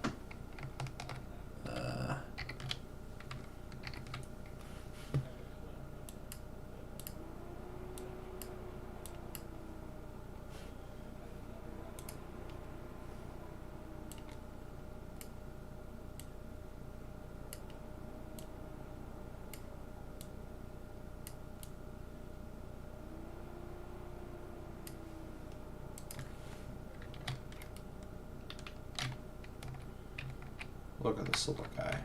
So happy. Very excited to meet you. Need some red stripes.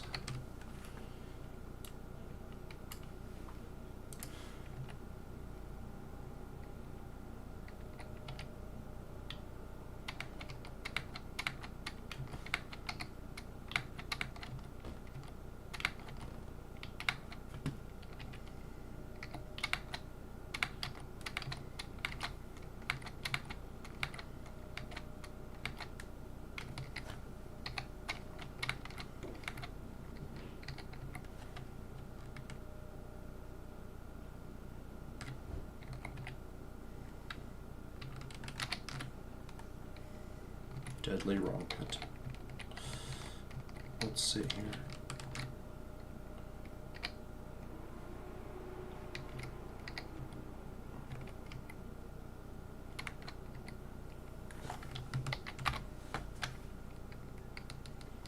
Let's get out of range of the guns real quick.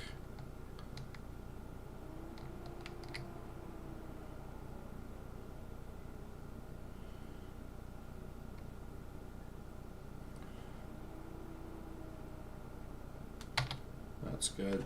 And get a moth.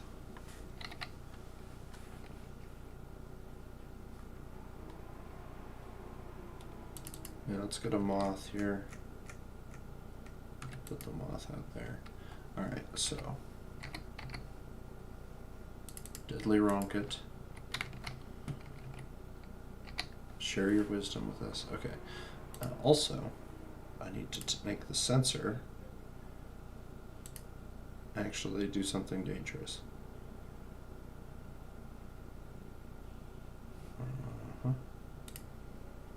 Warheads. Arm on. Arm off. Yes, that should work.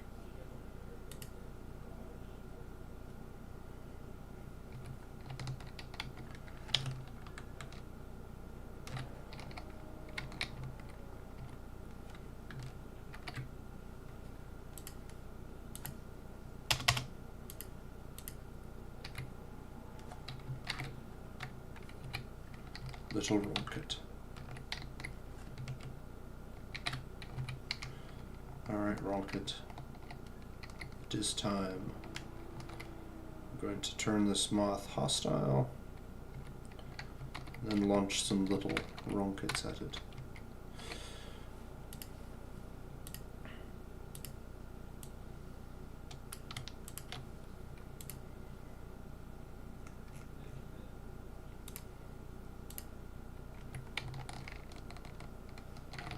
No, the rocket.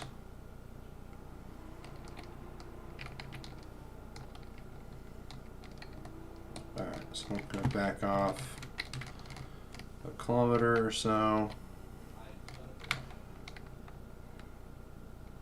To give it its best chance, I'm going to launch it from like this angle. I think I'm going to launch a couple of them.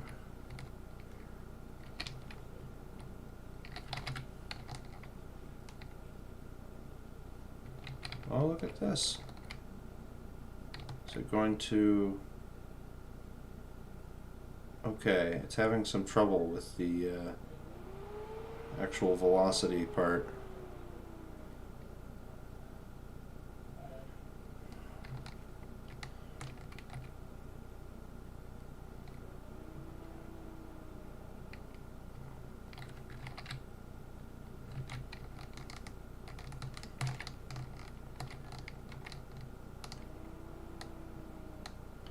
I see. So this is the problem that you have when you do override,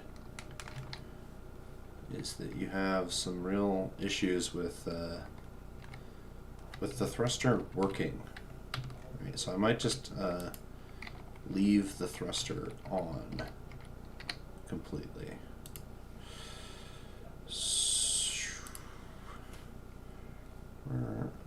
Be timer 2. Let me just clear that.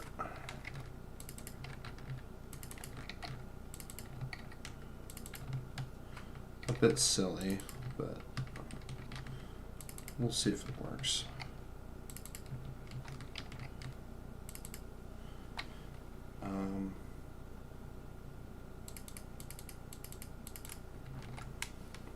We'll just replicate that here. On.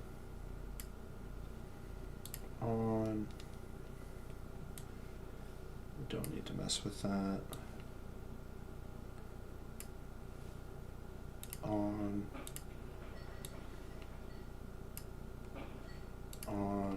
And we'll probably bump up our delay time to like 4 seconds. Alright, so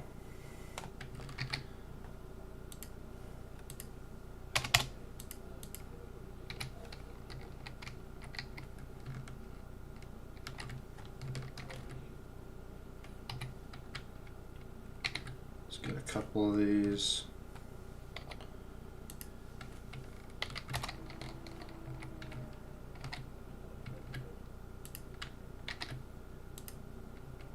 Three is probably a decent size salvo.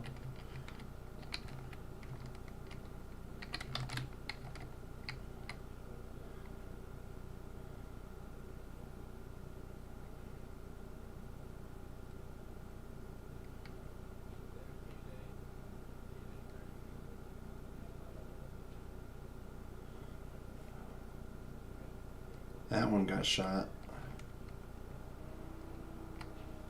Got hit pretty good. Yeah, it's dead in the water. But those definitely worked this time.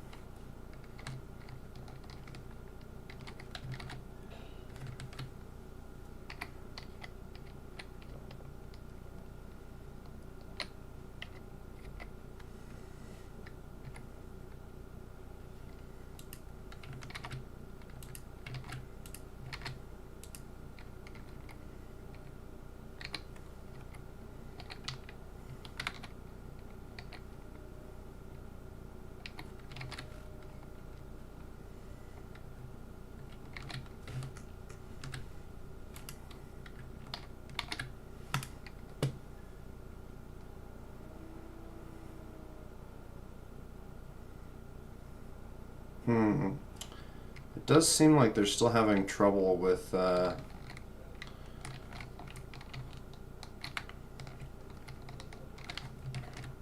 actually accelerating.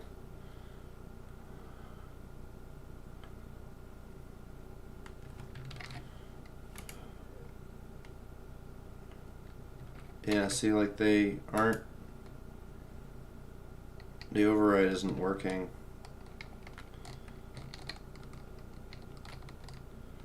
This is why it's real trouble to have overrides on these, because they never works very well.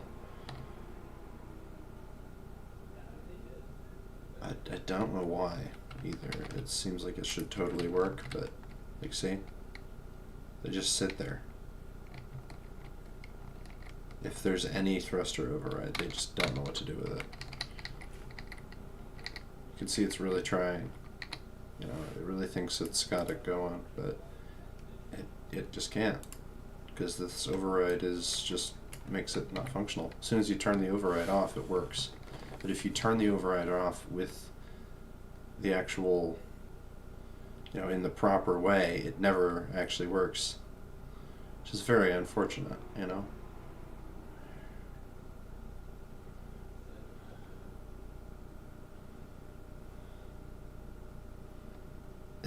Look at this thing boosting around. The little brain was still intact for a bit. Okay, so the deadly wrong kit needs some work. Still, of course.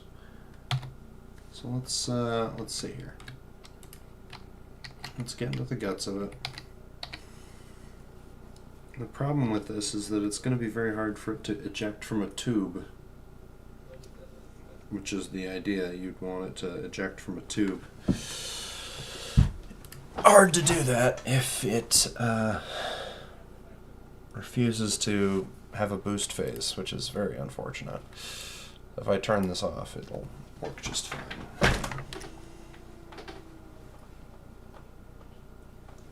Which is, unfortunate. Oh, gosh. That's so annoying.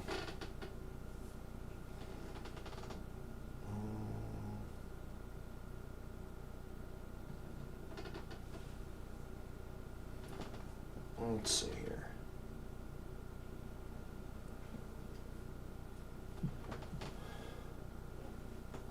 I could have a deadweight thruster that just exists to be overridden. I could have a single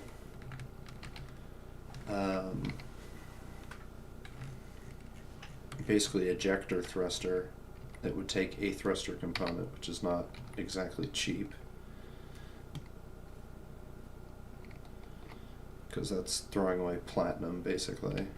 Not useful. Throwing away cobalt is comparatively fine, but I'd have to put in plumbing for that. Well, I could just have... Yeah, I could do it. Shoot, it would really mess with the clean look, but whatever.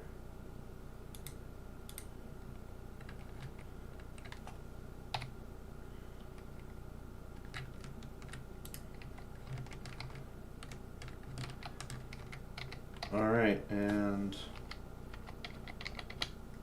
that's the boost phase. Ding, ding, ding. Yep, that's it.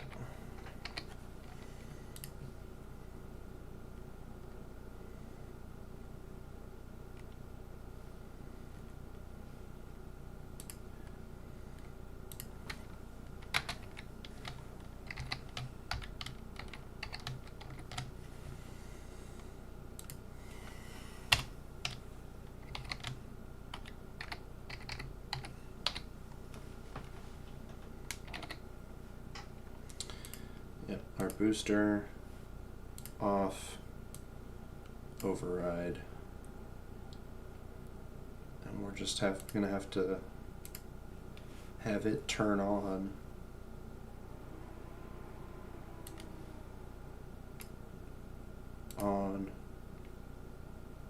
And that should do it.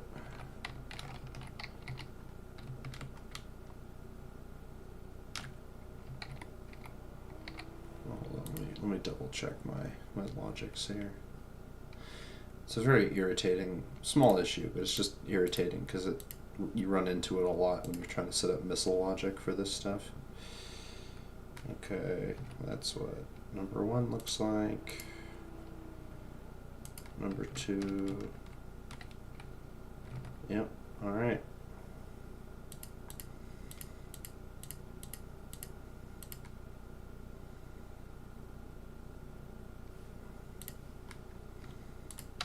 Let's just hide these while I'm at it.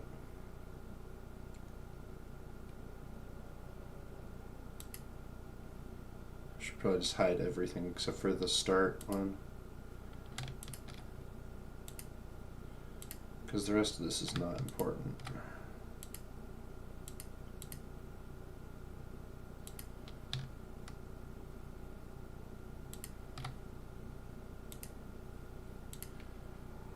That's really the only thing you need to see is the launch there.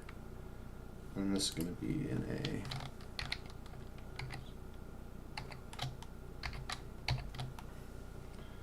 its own group so that I can have it stay around on the main one so I can salvo these suckers off.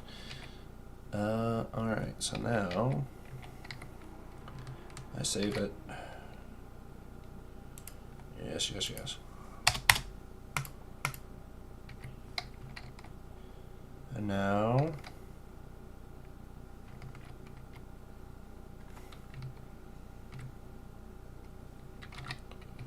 we go. So there's its boost phase and boost cutoff. And now it will maintain full speed all the way until impact. Much better. Look at that. That must have detonated the main hydrogen tank.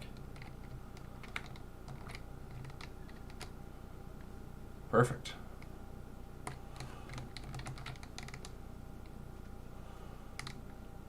I think this is far enough, right? Oh, okay. Did not get to hit the button on that one.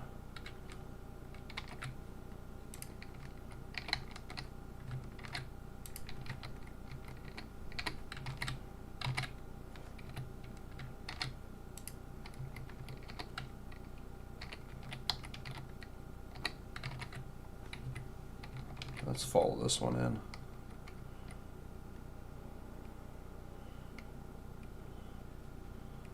Just gonna attempt to stop it, but oof, can't stop the signal. Okay. I mean, the assault cannons are definitely going to be the greatest counter to these, but if they're involved with shooting at a, you know, middlingly robust capital ship, they're going to have a really hard time.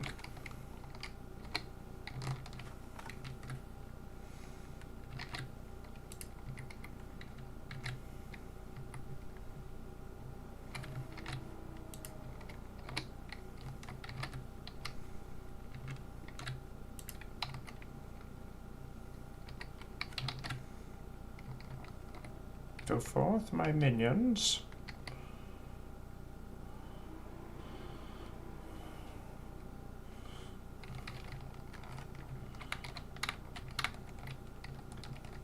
Yep, that's pretty good warhead delivery, I suppose. And you could use these to bombard targets that are well outside of the range of it, just because of that boost phase, which is very important for this kind of thing. Vitally important.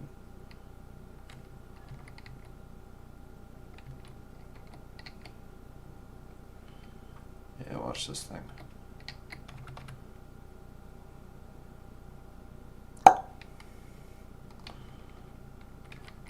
Smoke. There's a lot of heavy armor on this ship too, so that kind of damage is nothing to scoff at. If I grab one of my more recent ships here, let's see here. I think even the Pandanus might struggle, because these are armored somewhat, so the point defense guns aren't going to have quite as easy of a time. So if I were to put the Pandanus, you know, here.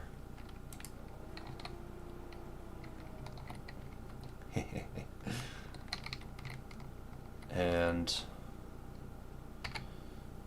the actual main armament is probably going to be the most dangerous thing for the missiles. But again, they're probably going to be preoccupied with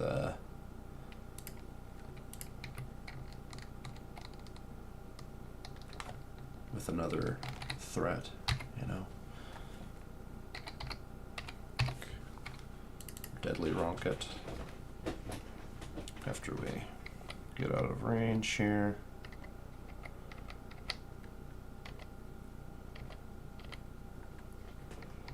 That's probably good. Set up a little salvo here.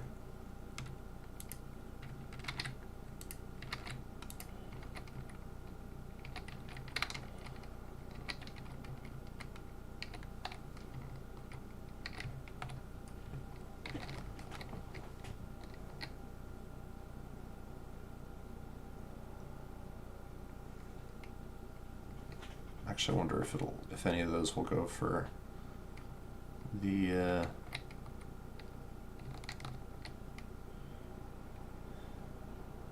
it appears not. As you can see,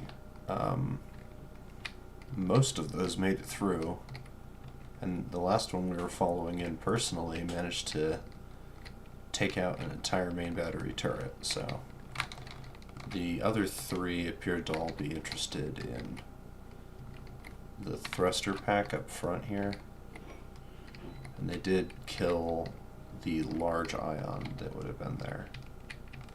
But that's actually, those are not too consequential. That one is a lot more. Could do it again here. Let's come from straight from the broadside, because that actually is going to be, it's going to give the best chance of intercept here, and we'll do 4 like we did before.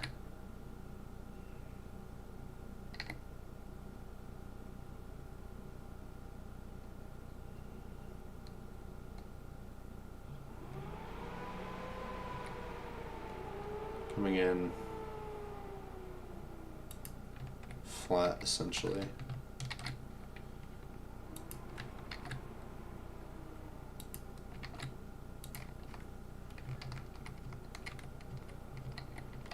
So, bing, bing, bing, and then you follow the last one in.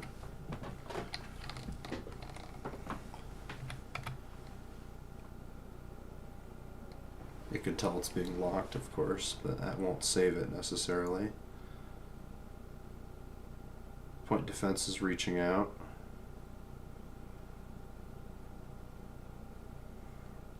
Brutal hits amidships, but I don't know if that'll actually... Yeah, not really enough to take this thing out. I mean, it's certainly... Oh, no, maybe it would have at least cut off this turret from supply. I know that I have these turrets actually stocked up with ammo, so it wouldn't be a huge problem, but it could certainly be something of an issue. You can see all the turrets at the point of impact were attempting to do something about that. They were all looking basically right towards where it hit, but it couldn't stop it. I'm pretty sure the first one did get taken out, though, of the 4. From aft, it would probably be even more effective, because frankly, there's just not going to be as much to cover.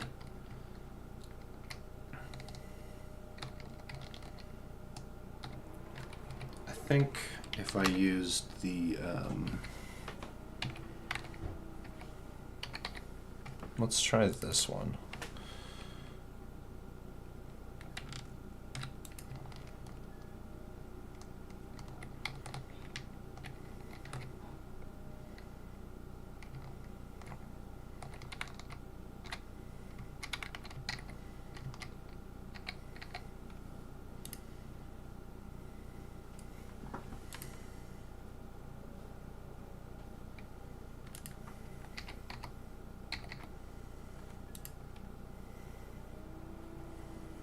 These should all be set to target small ships.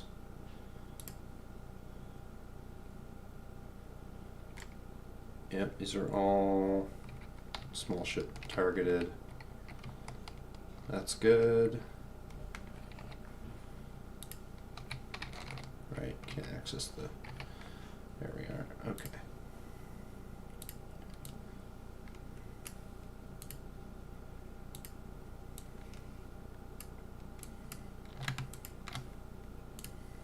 Send him to Space Pirates.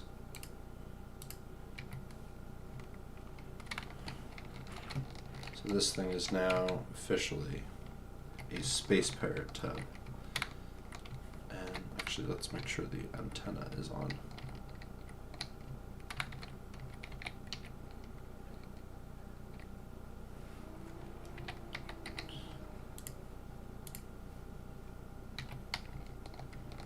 There we go. Okay.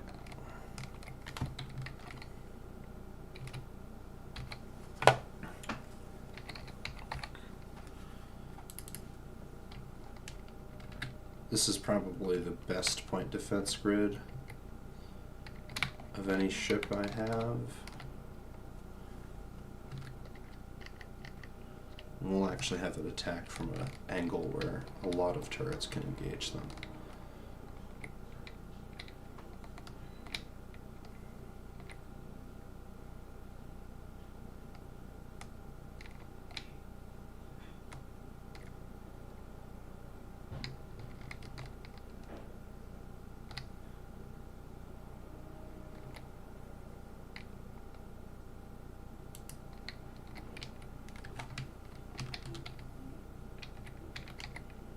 We'll use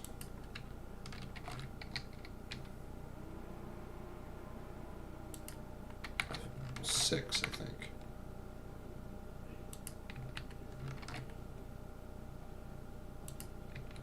This is a much more intense point defense grid, I'd say.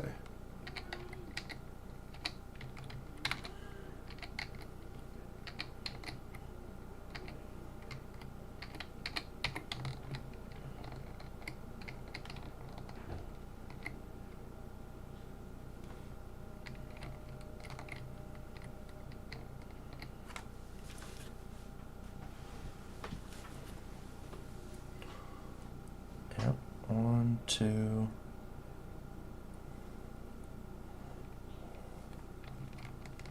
I didn't even see any railguns go off that time, but I guess...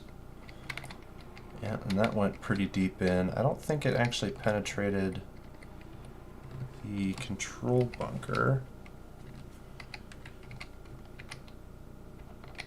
Yeah, it did not penetrate the turret control bunker, so probably all these turrets are fine. Yeah, but that's more, I don't fault it for that, really. The turret control bunker is not meant to be penetrated, ever. So, even though they all hit in that one spot. But anyway, I think only one got intercepted. So, that's pretty good. Let's see if the turrets were on.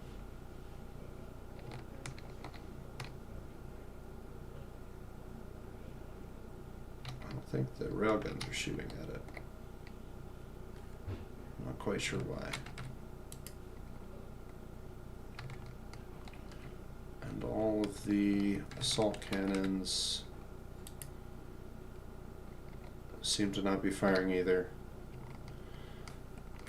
Okay, some of the railguns are shooting.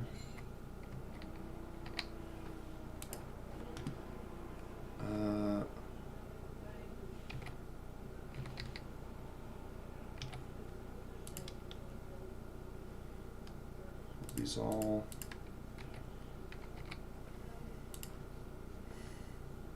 Did they change something with the turret controller setup actions? No. They're all turned on.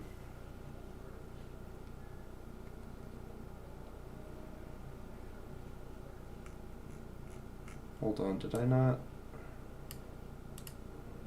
properly send all of these to Space Pirates?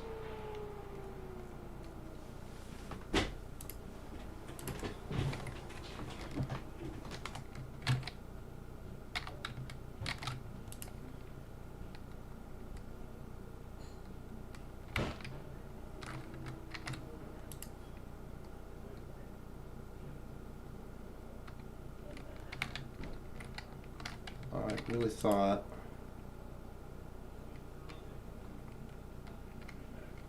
these were all set to Space Pirates.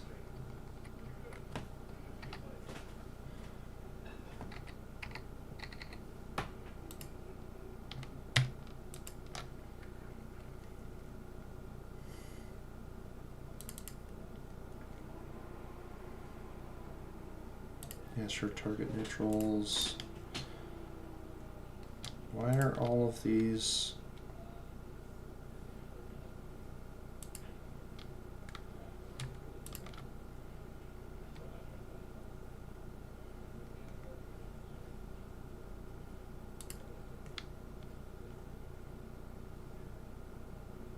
RDC ones, they're all target neutrals.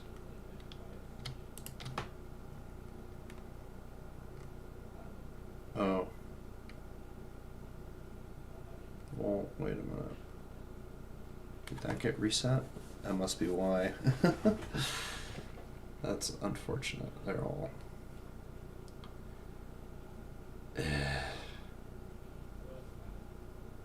Alright.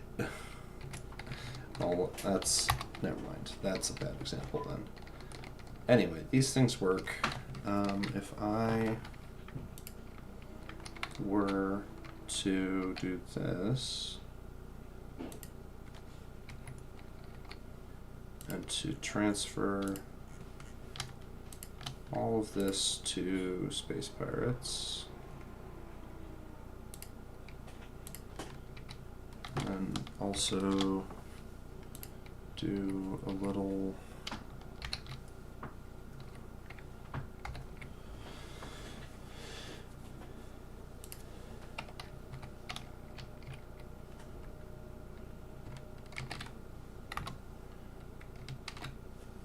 and essentially attack the fleet that's moored over here with little missiles.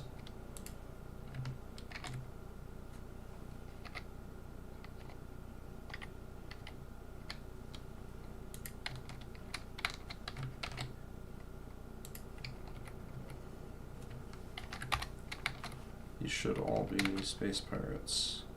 Yeah.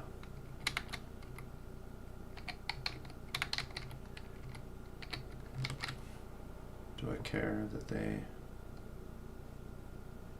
Oh, is there... I guess there might be a grid left over there.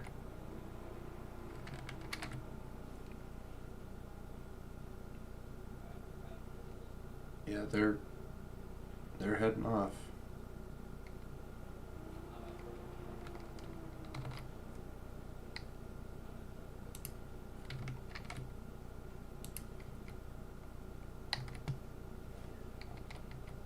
I wonder if these will be out of range, hopefully.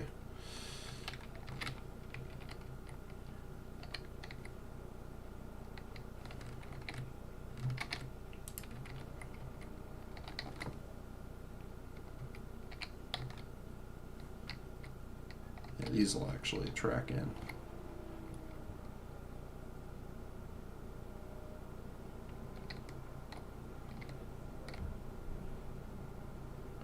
They might actually get intercepted though. That one still made it, and that one did too.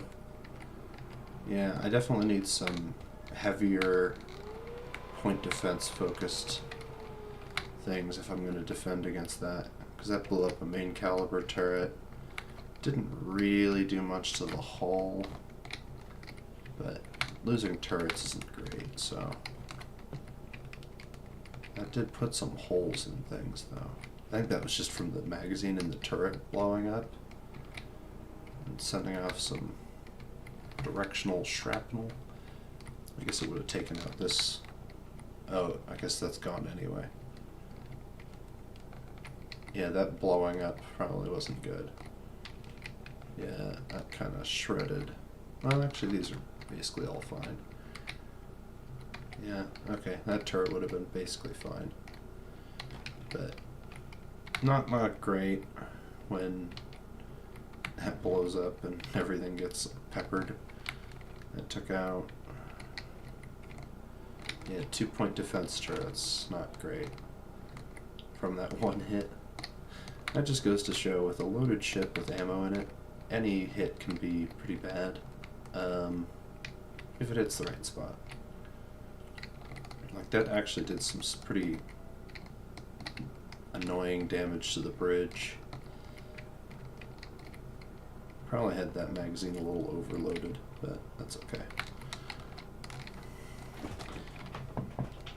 Yeah, even the combined fire of that ship and all these other ones in support were not able to stop it.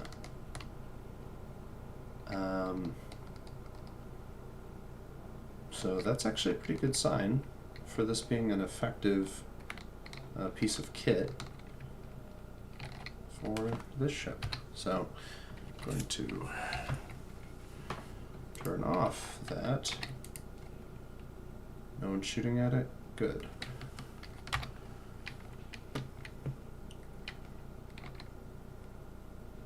That's quite a distance away. Would be a real shame if I were to send a vaguely threatening letter in your general direction.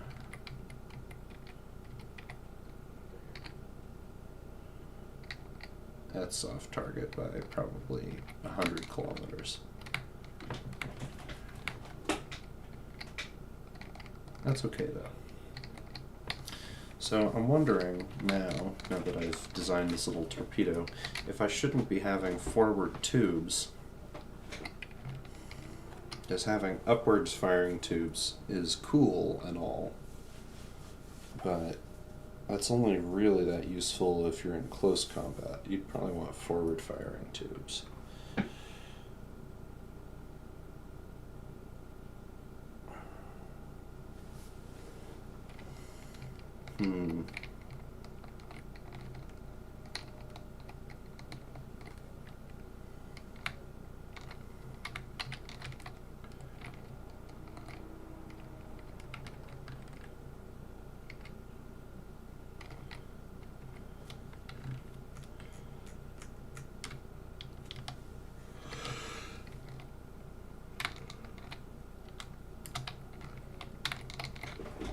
Good firewall there. So I guess now if I'm going to have forward tubes, that kind of... What am I going to do for armament? I'm going to put the bridge back here, or sort of the control tower-ish kind of structure. Probably buy something around this size.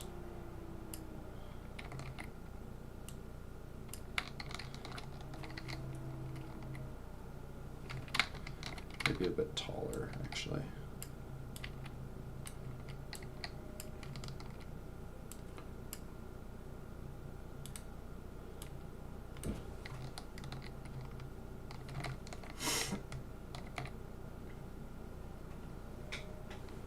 Yeah, definitely not going to be any rocks making it through the net, but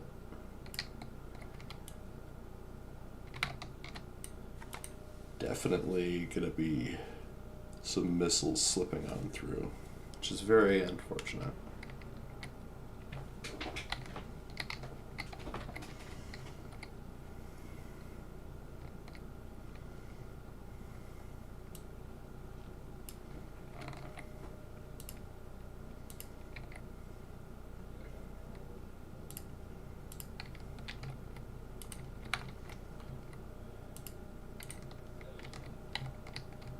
Something like this.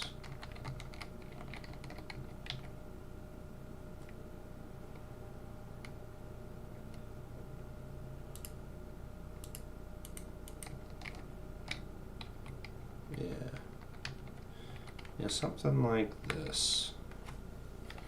I do want a nice bridge on this thing, even if it's not good. Going to be like a good choice.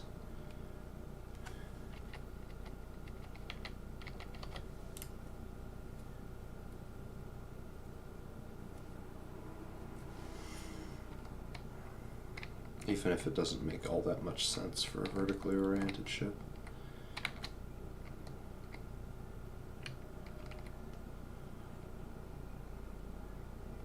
Well, that's an idea. I could do a bit of a all glass kind of thing.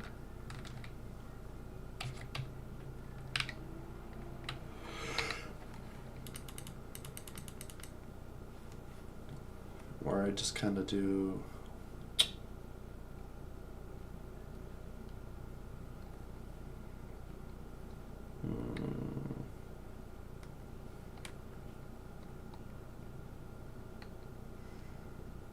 they don't just have a window.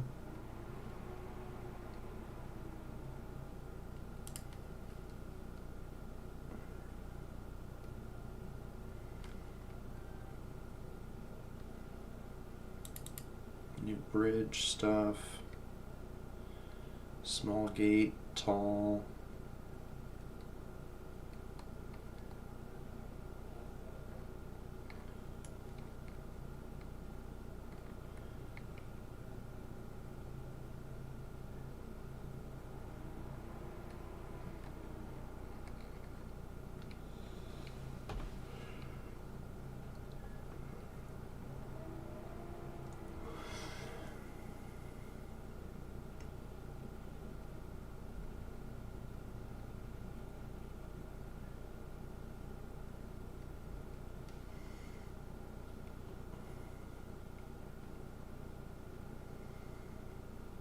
Hmm.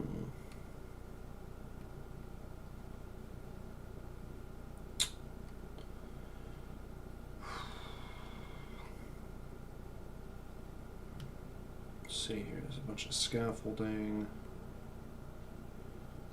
Gosh, we have so many great blocks in this game now. I didn't get the Signal DLC, that's right. Oh! It's so over for me. Alright, let's see.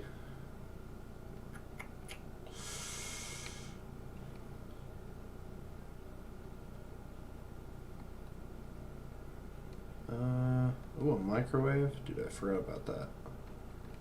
I got microwaves and stuff. Totally awesome.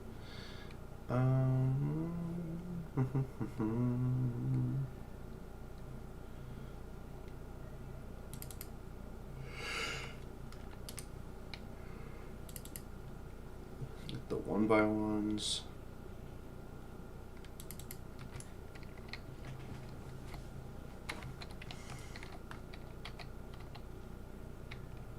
I'm going to be absolutely rocking some of these really nice bridge windows. This is a button one. There's a helm one. I'm not going to use that.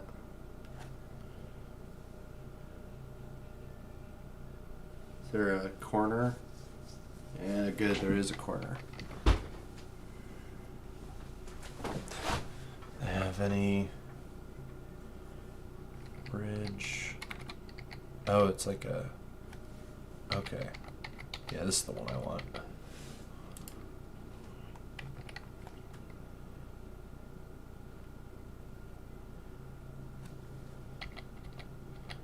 Oh. Oh, look at that. That's actually really, really cool. I'm a huge fan of that.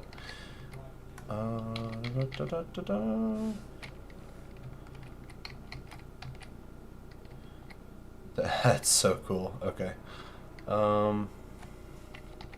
Right, left, helm, buttons. Okay, we really just want this. Yeah, we do want the one with the floor.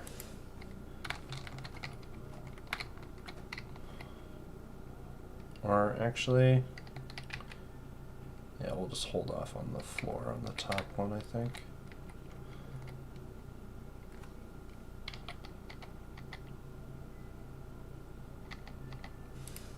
There, and then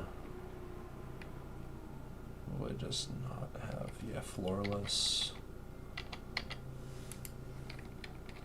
there, and then, or maybe I want floorless on these ones as well.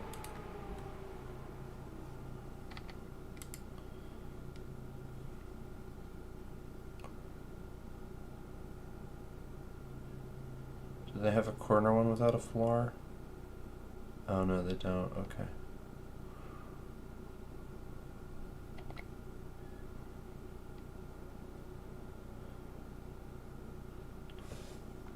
I could do that though. That'll be fine. That would be all a-okay. Then I can put a control seat here.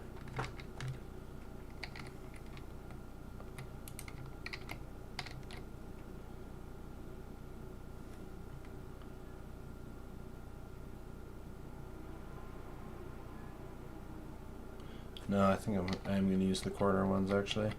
Okay, so corners,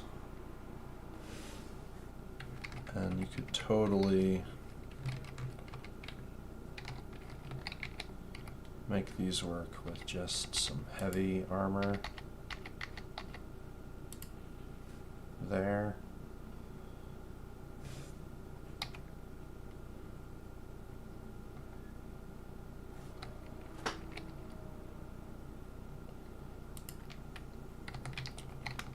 Do that.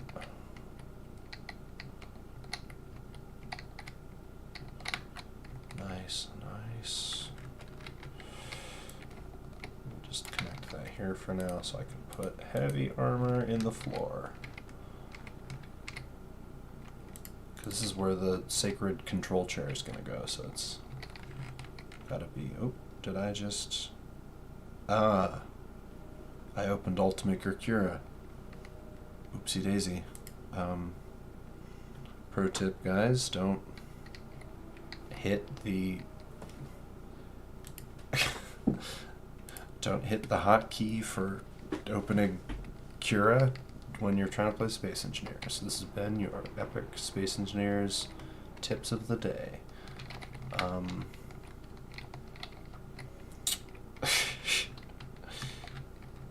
Gosh, I'm such a goober. Okay. Oh yeah, these are the normie bridge windows, that's right. I remember how people were freaking out about these when they first came out. They were like, whoa, these are so cool. And they still are pretty cool, actually. I do quite like them still. But overall, you know, they're all right. But these new ones are so much cooler. Anyway.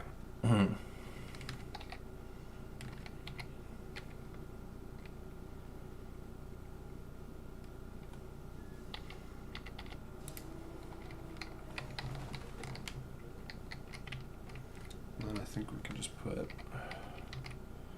normal pane of glass.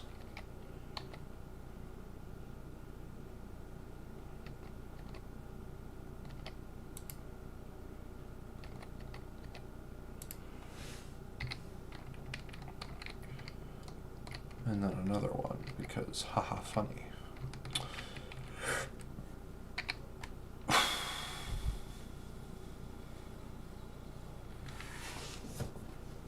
Da, da, da, da, da.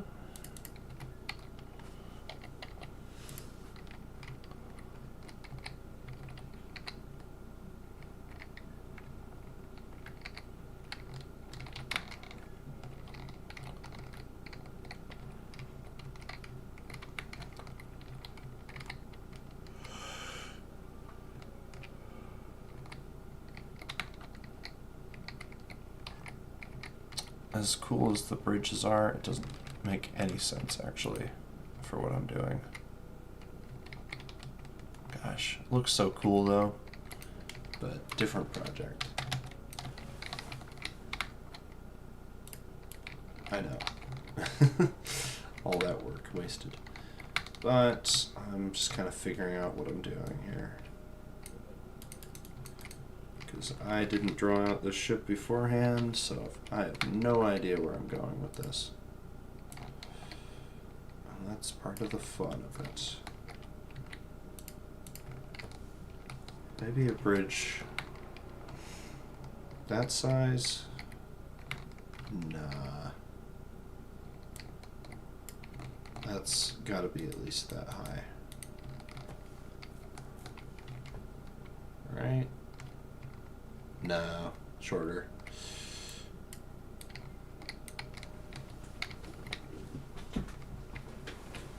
The bridge doesn't have to be that tall. Alright, let's see if I can just get a general outline of what I'm doing. So it drops down here for the bridge. I think probably about yay long. That's probably about as far as I want to go. I do like the chisel nose. That's always a cool looking feature.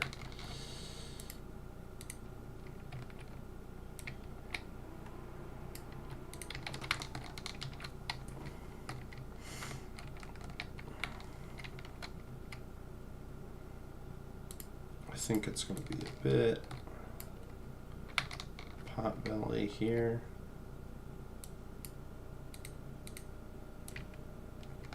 And probably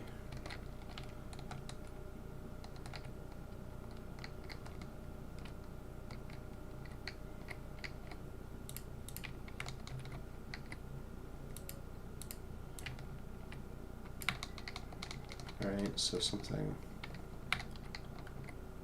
along these lines, maybe thinner here,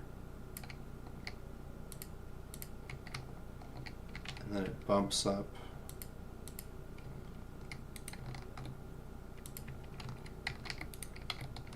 like that, and then it stays at that level till it gets to here.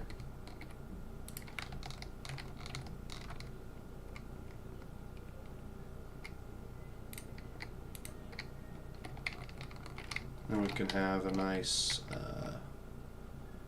1, 2, 3 step, half step. 1, 2, 3 half step. So that's a full block. 1, 2, 3 half step. So if I do this,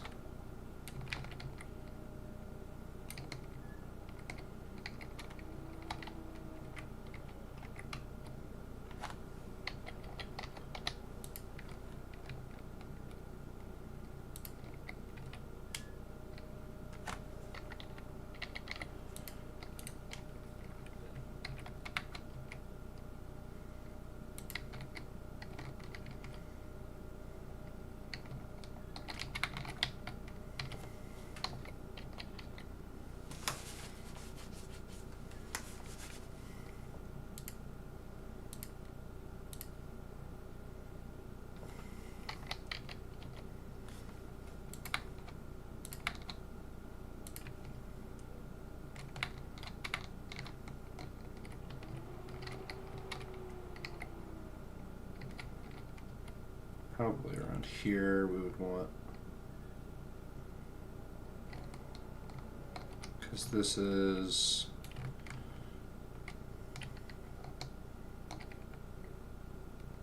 we'll say 26 blocks long, so we would want probably what, 10,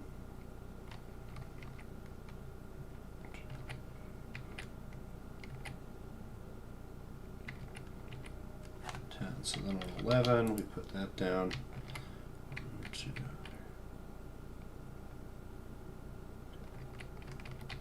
11 we put down this. That's full blocks from there.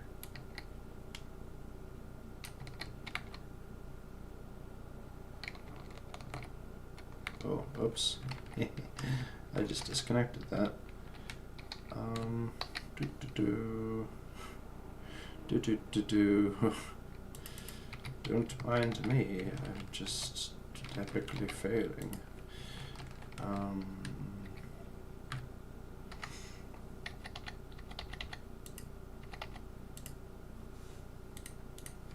There we go. That's funny, I just completely brain farted on that. Okay. We'll just connect these together for good measure. So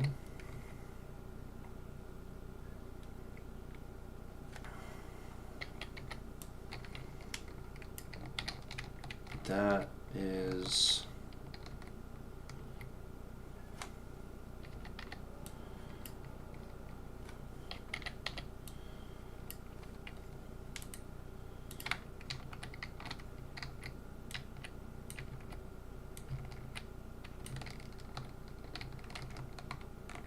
so that's kind of the outline here. Although this could probably be half blocks here.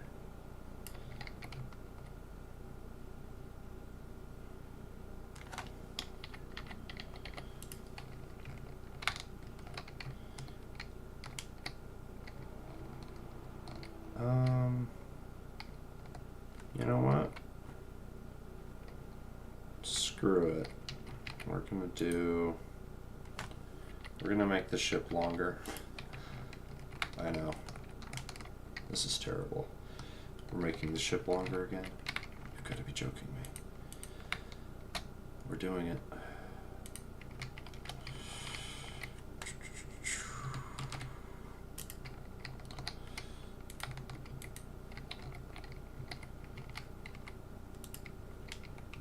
Am I joking? Only partially. Alright, so that was 1, 2, 3, 4, 5, 6, 7, 8, 9, 10.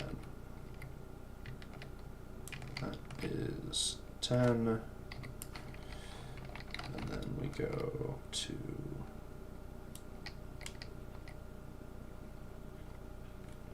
well, actually we do this. Step down on 10, and then we go half blocks out to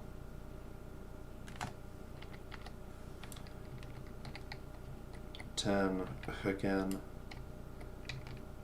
Right, there we go. And then we can pull this out a little ways. I believe this was by 3. Yeah, it is. Well, that's going to get awful thin. Let's do it by 6.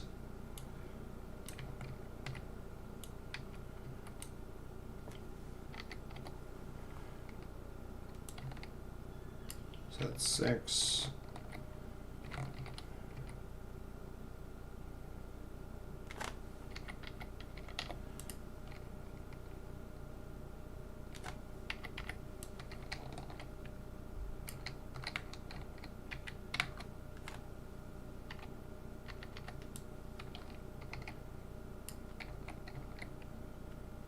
And then 6.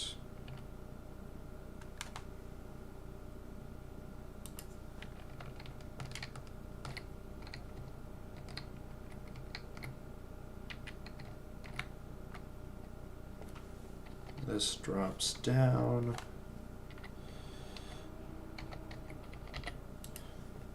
And then we get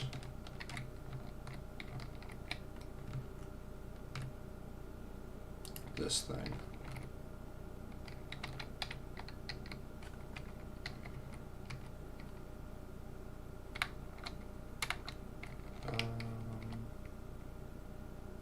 Well, that could still work.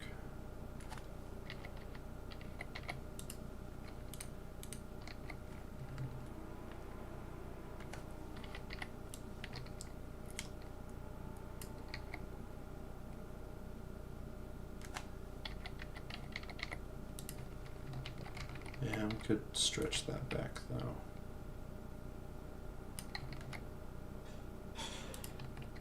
Essentially just move the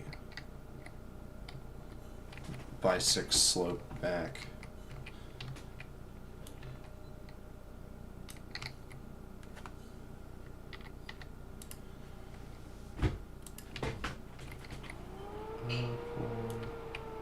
6.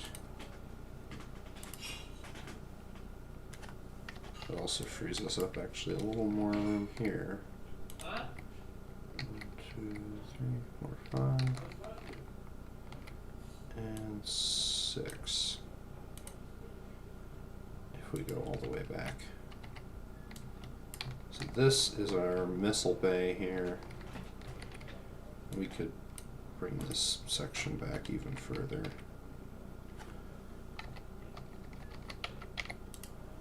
Like so. Like that. Alright, we could have our missile area here. You've still got plenty of space up in the front to catch shells with. Could put a couple light bulkheads in there just to help protect the ship. And maybe even some blocks in there, but yeah, it's a basic outline. Probably not going to go for very wide.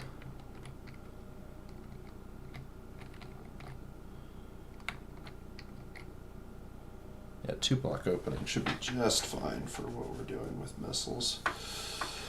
Oh yeah, I could check out that new gate. I believe it's under the doors, right?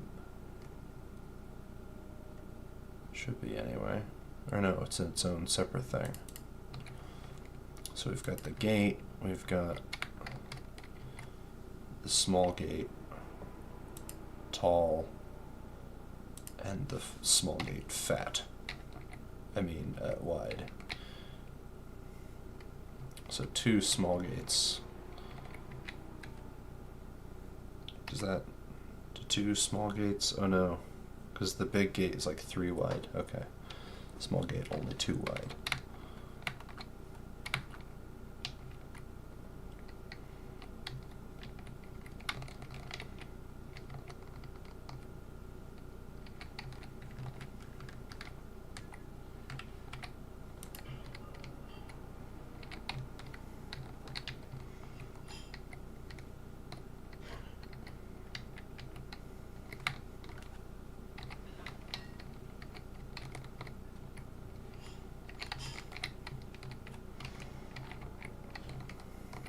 Pretty rad, okay. I do like the design of these, but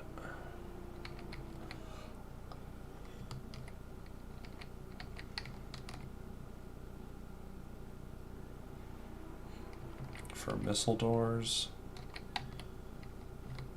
I don't know, probably that one. I feel like this is too big. These are probably too big for what we're doing. Although a normal door actually would probably suffice just fine.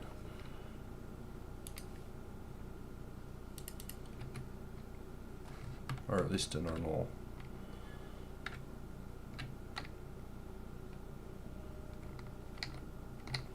This would probably be fine.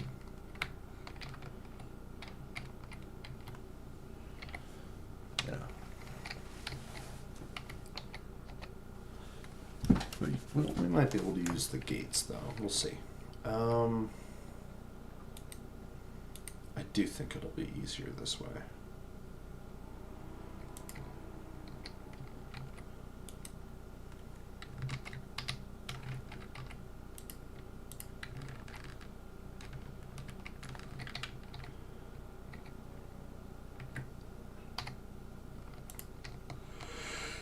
Two at a time is probably fine. Oh. Probably fine for hitting Factorum ships. And that is the main goal, of course.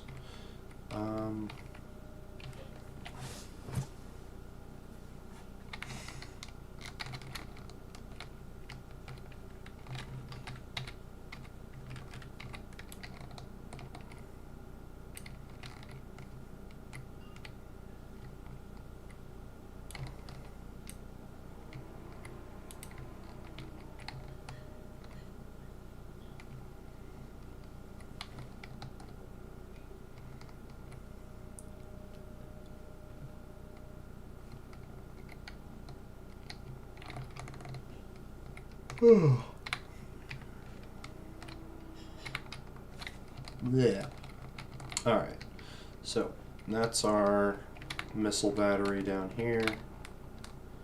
We're gonna need probably a sunken in assault cannon turret nest here. I need to make a new assault cannon turret because the old one, this thing is well, it's not very good. A little unfortunate that.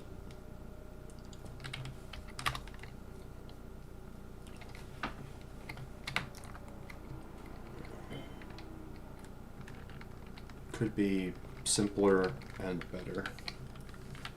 The idea with that one is it's sort of supposed to fire continuously in like a full auto volley almost. It just, you know, it just doesn't have very good reset and stuff like that. Although I could still use it. I just have to figure out a better way for it to reset itself. So, because right now it's got like a bunch of timers in it essentially that are trying to keep it from blowing itself to pieces. Let's see here, timer blocks. Yeah, they're all sort of inside of this part. I believe I could just take out the reset one, or maybe add one. Reset. Now the real question is if, I mean, this will be easy if I can get an event controller to just acknowledge when it's done, I guess. Let me just see where I can stick this. Nope, those are all packed. What is that?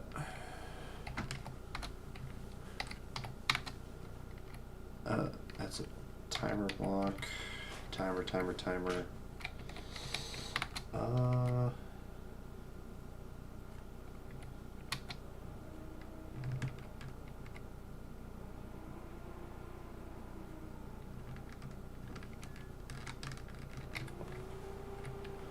I guess I could just rip it apart in just a little bit. It's been a while since I've worked with this thing, so I actually don't remember quite all the parts and how they're arranged inside. Oh, okay, so I could put one in down there, and that might work.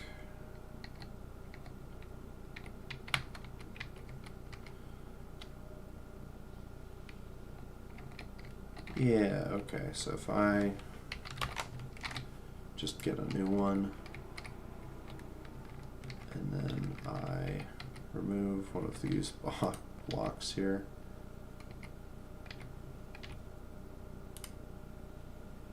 then I can put in my event controller.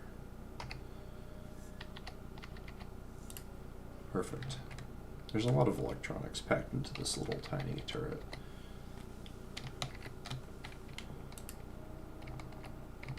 Thank you, little tiny turret, for being a pain in the butt. And also, actually pretty nice. So now I just have to see if I can get the event controller. If one of the things I can see is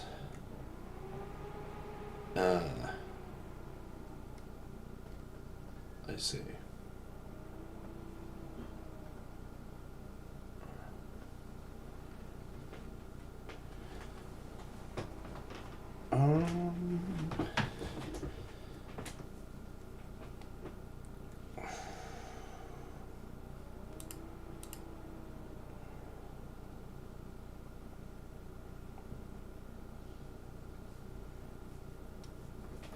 What's the range on the assault cannon again? I don't actually remember.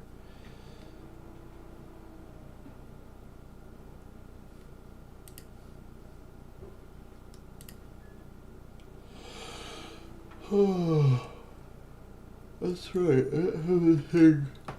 Ooh, I didn't have these things hooked up with a actual targeting block, did I? Those go inside the hull. Right. Offboard the targeting. That's fine.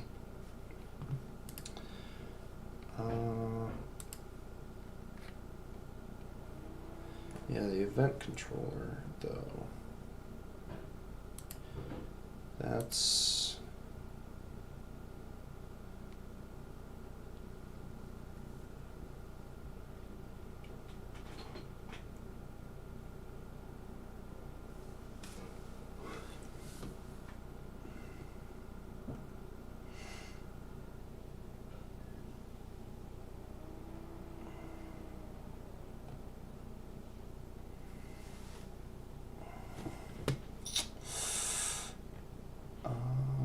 I guess we'd want distance to locked target. If the distance is equal or greater than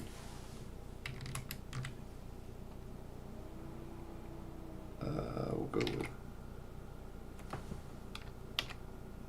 1,300 meters, then it will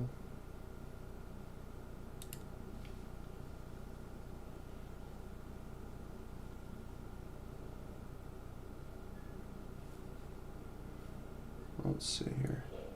We want reset.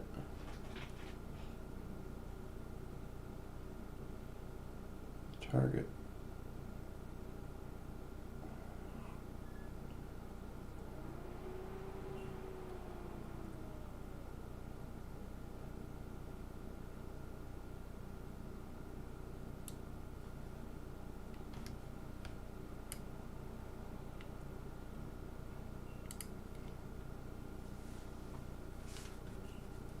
Alright, so that should do it, probably. If the lock target is more than 1 kilometer away, it'll just stop firing. Because this thing has a problem where it just keeps shooting when it shouldn't be. So that's really the only issue that I wanted to resolve with it. Should be fine now.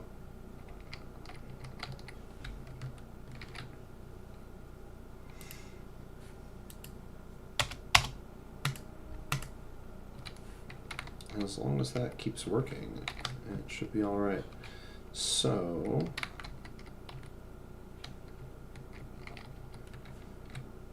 yeah, let's just stick it in. I don't care. Right here should be fine.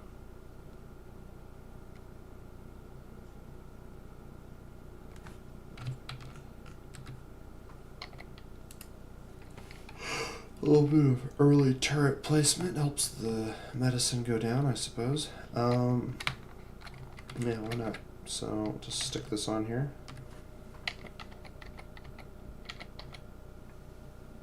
I could probably do without the weld pad on it.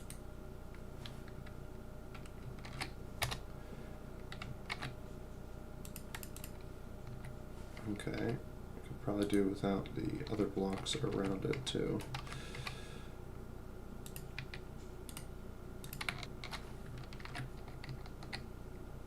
So there we go. That's one turret in place. We'll definitely want another one. Probably back here, maybe on the sides. This is not going to be like a super heavily armed ship. So having these, you know, having these alone should be pretty substantial. Or substantial enough, anyway. I'll put some blast doors around them just to keep them safe, kind of.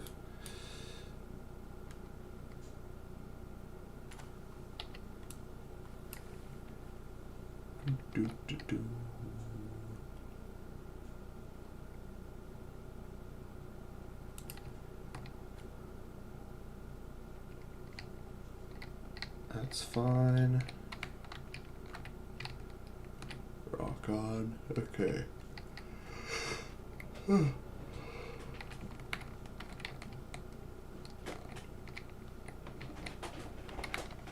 we're definitely going to be putting these all kinds of places, though.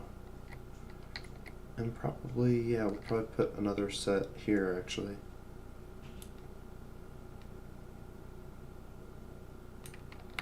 Yeah, we'll do that.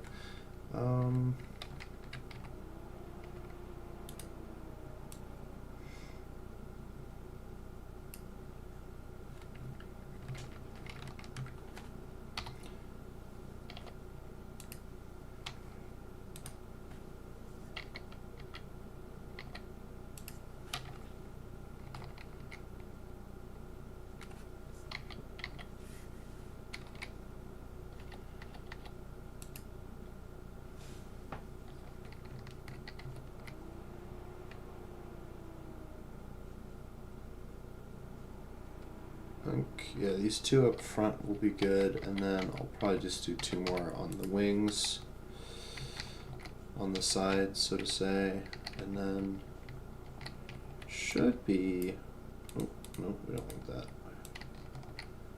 All hunky-dory is going to be our central conveyor line.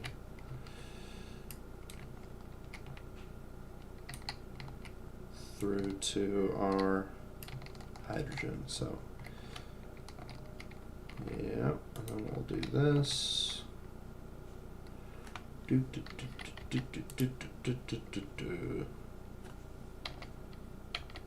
sure you guys can tell, but I'm getting a bit tired. Which is not the worst thing to be, but it doesn't help much.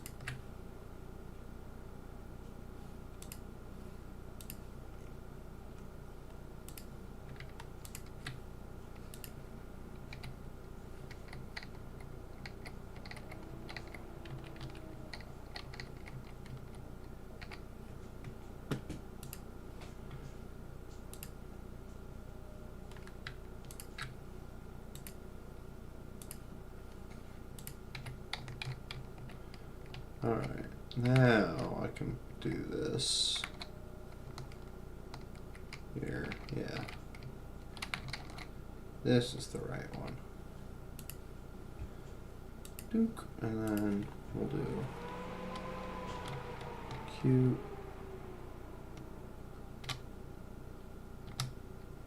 F A C dash 1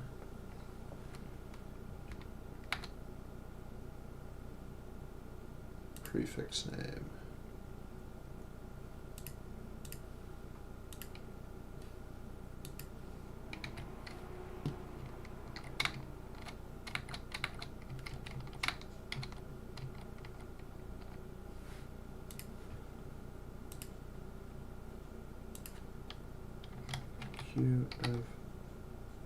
QFAC dash 0 space prefix.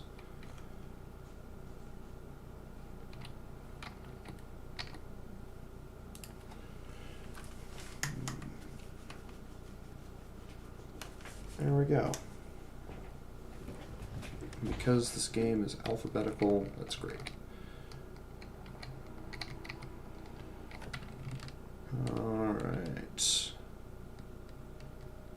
X. Yes. Stick you down right over here. And this should be good too, because having used these before, it's nice to have them named properly. A lot less confusing when you're trying to shoot and it shoots a different turret and stuff. The quick naming mod is definitely like a top 10 for me. Like, essentially just wouldn't be able to play Space Engineers without it properly, because it's such a good quality of life upgrade over the base game.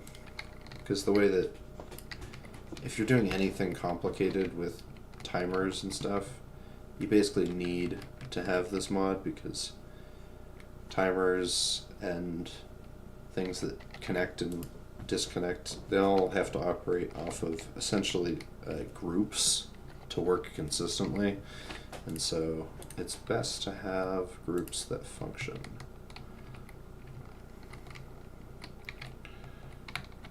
And by functioning groups, that really just means named properly. So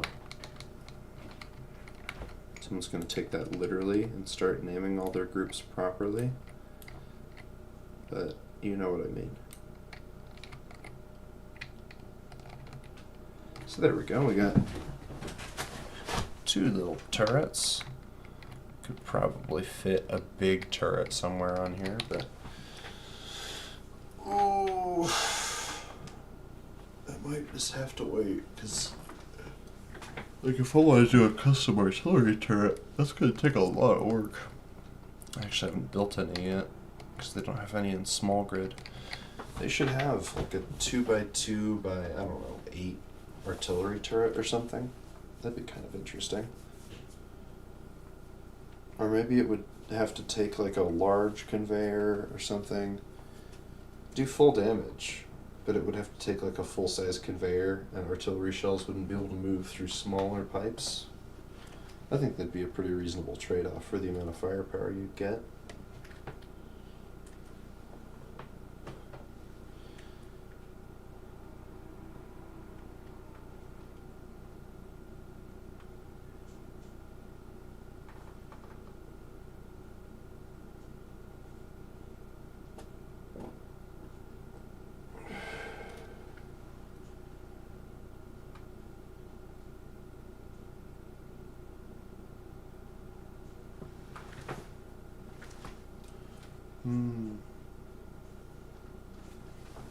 I might just have a subgrid giga assault cannon cluster somewhere up here that just is like single fire, like chunk, and then you got like 9 or 18 assault cannon rounds out on a target. That'd be kind of cool.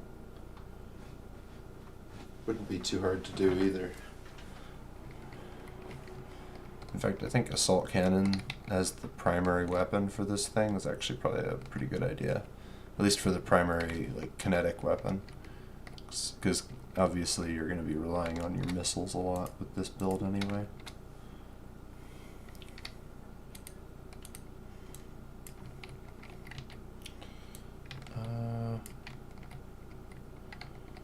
Yeah, I think this probably thins in here. Like that. Probably will have to. And then after this, it goes out. I think it should start probably thinning in at the same rate as the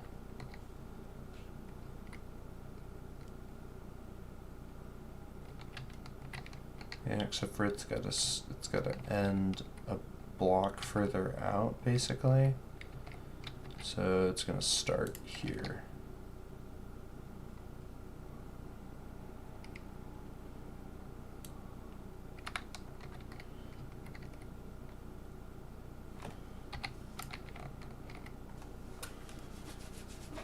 Or rather, actually, it's got to start earlier. Yeah.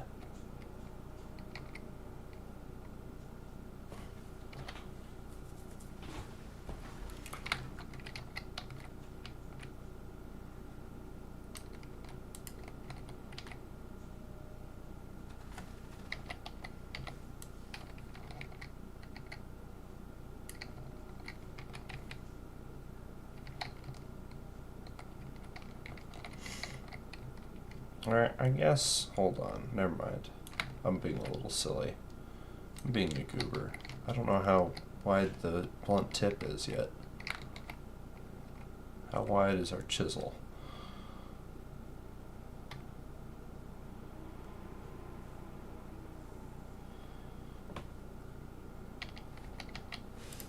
Alright, like maybe, I think 3 is probably the width here. I think we'll go with 3. And people who want more are just gonna have to cope. Seethe even. Mauled, perhaps.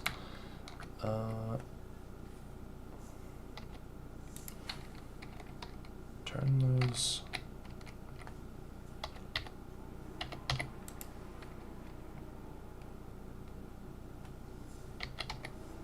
I'm so cooked right now. Okay. Not like actually cooked, but tired. Ugh.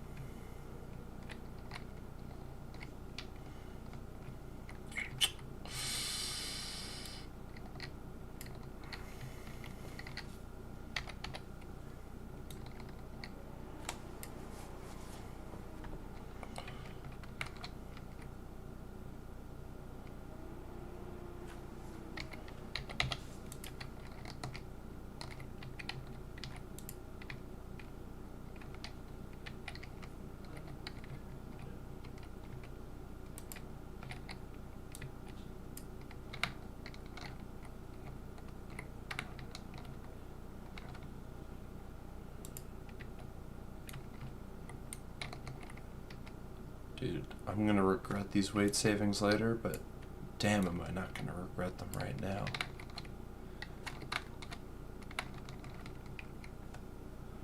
Be like, man, this thing falls apart when it's shot at. And it's like, yeah, sure does. I think more ships that fall apart while being shot at in Space Engineers would be a good thing. Because frankly, the durability of these ships, for the most part, is just like way too much. Ships should die quickly and be easy to build. And I think that the only way you should be able to build for durability is building with like physical scale. But that's just me because I want to see cooler fights. I think cooler fights are ones where you have very real risk of just being instantly KO'd.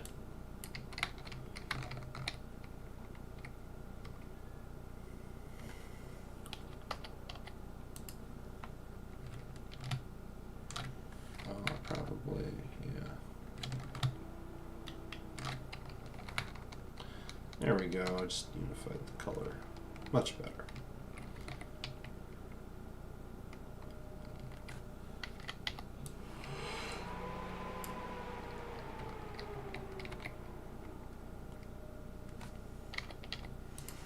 I might get off pretty soon here. Because much as I like having work on the ship done, I'm getting major EP.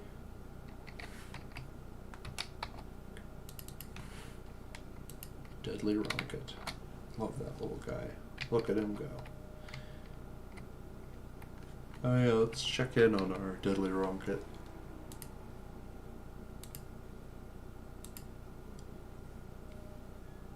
Probably safe to remove that one. And that one. Not that one, but that one. That one's fine. That one's fine. That one's busted. That one is fine. Busted. Actually, you know what? Screw it. I'm deleting all the deadly rockets. Can't believe this. Remove. Okay. Do. Put one back here. Okay. I need to name this ship. Okay, we got Familian, Alligatra, Vicephine, I didn't show that one. The Pandanus Imperator, and a big one, which is not really a name, but you know.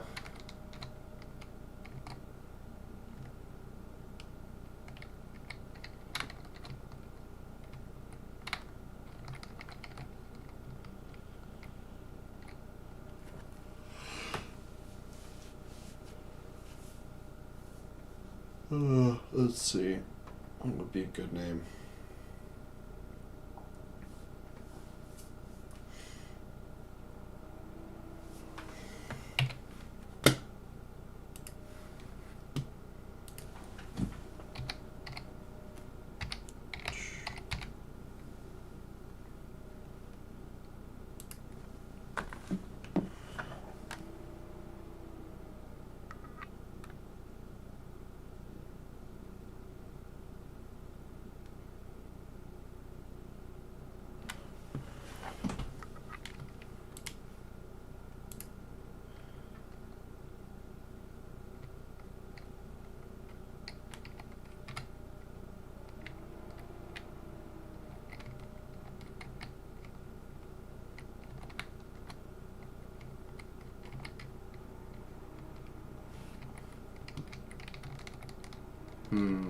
Thinking penchant.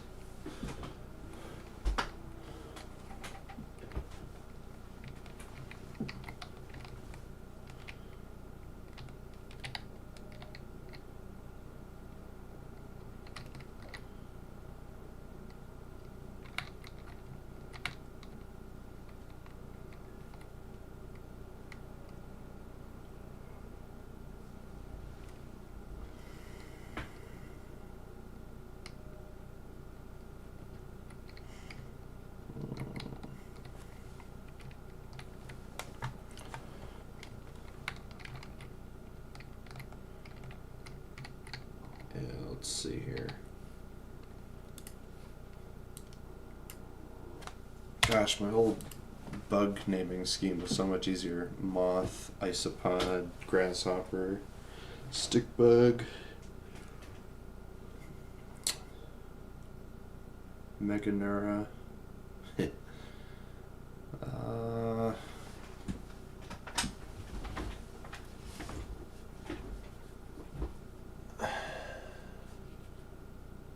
I suppose the Pandanus is also named after a scorpion, so a emperor scorpion.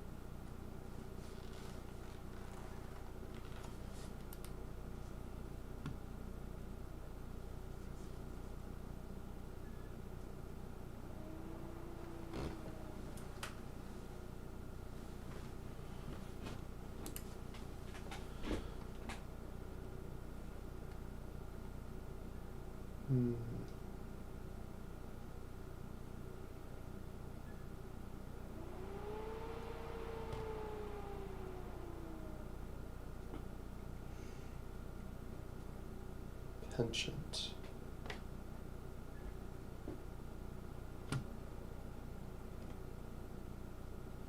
I think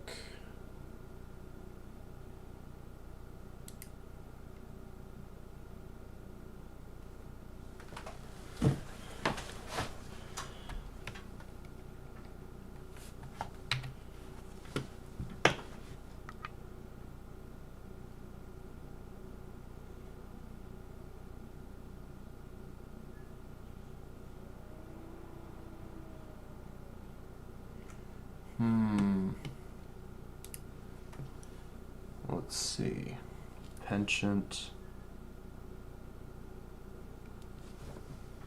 Penchant.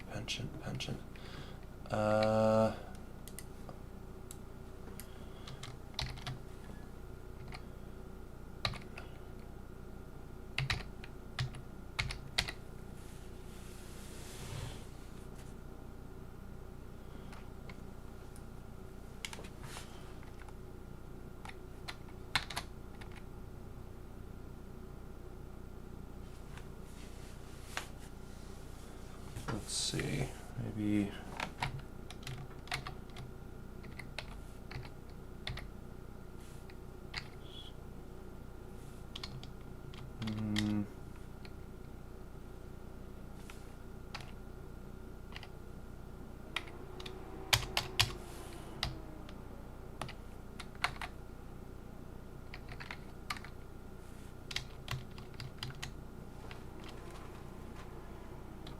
Nah, never mind. That word's just too hard to work into a name for a ship. Why not? We're gonna go with.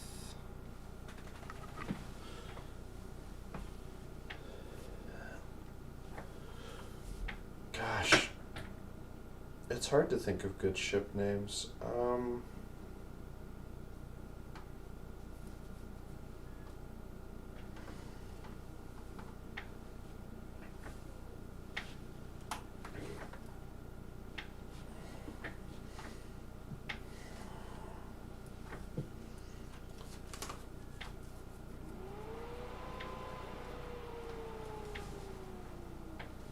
Yeah, okay. I think we're just gonna go with Frey.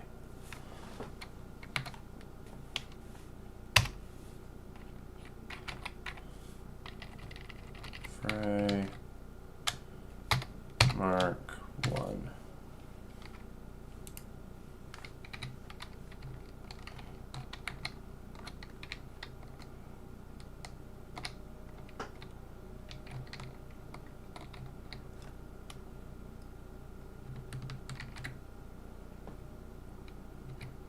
Alright. I think we're gonna call it a night here for the stream. I'll have a good day. I will see you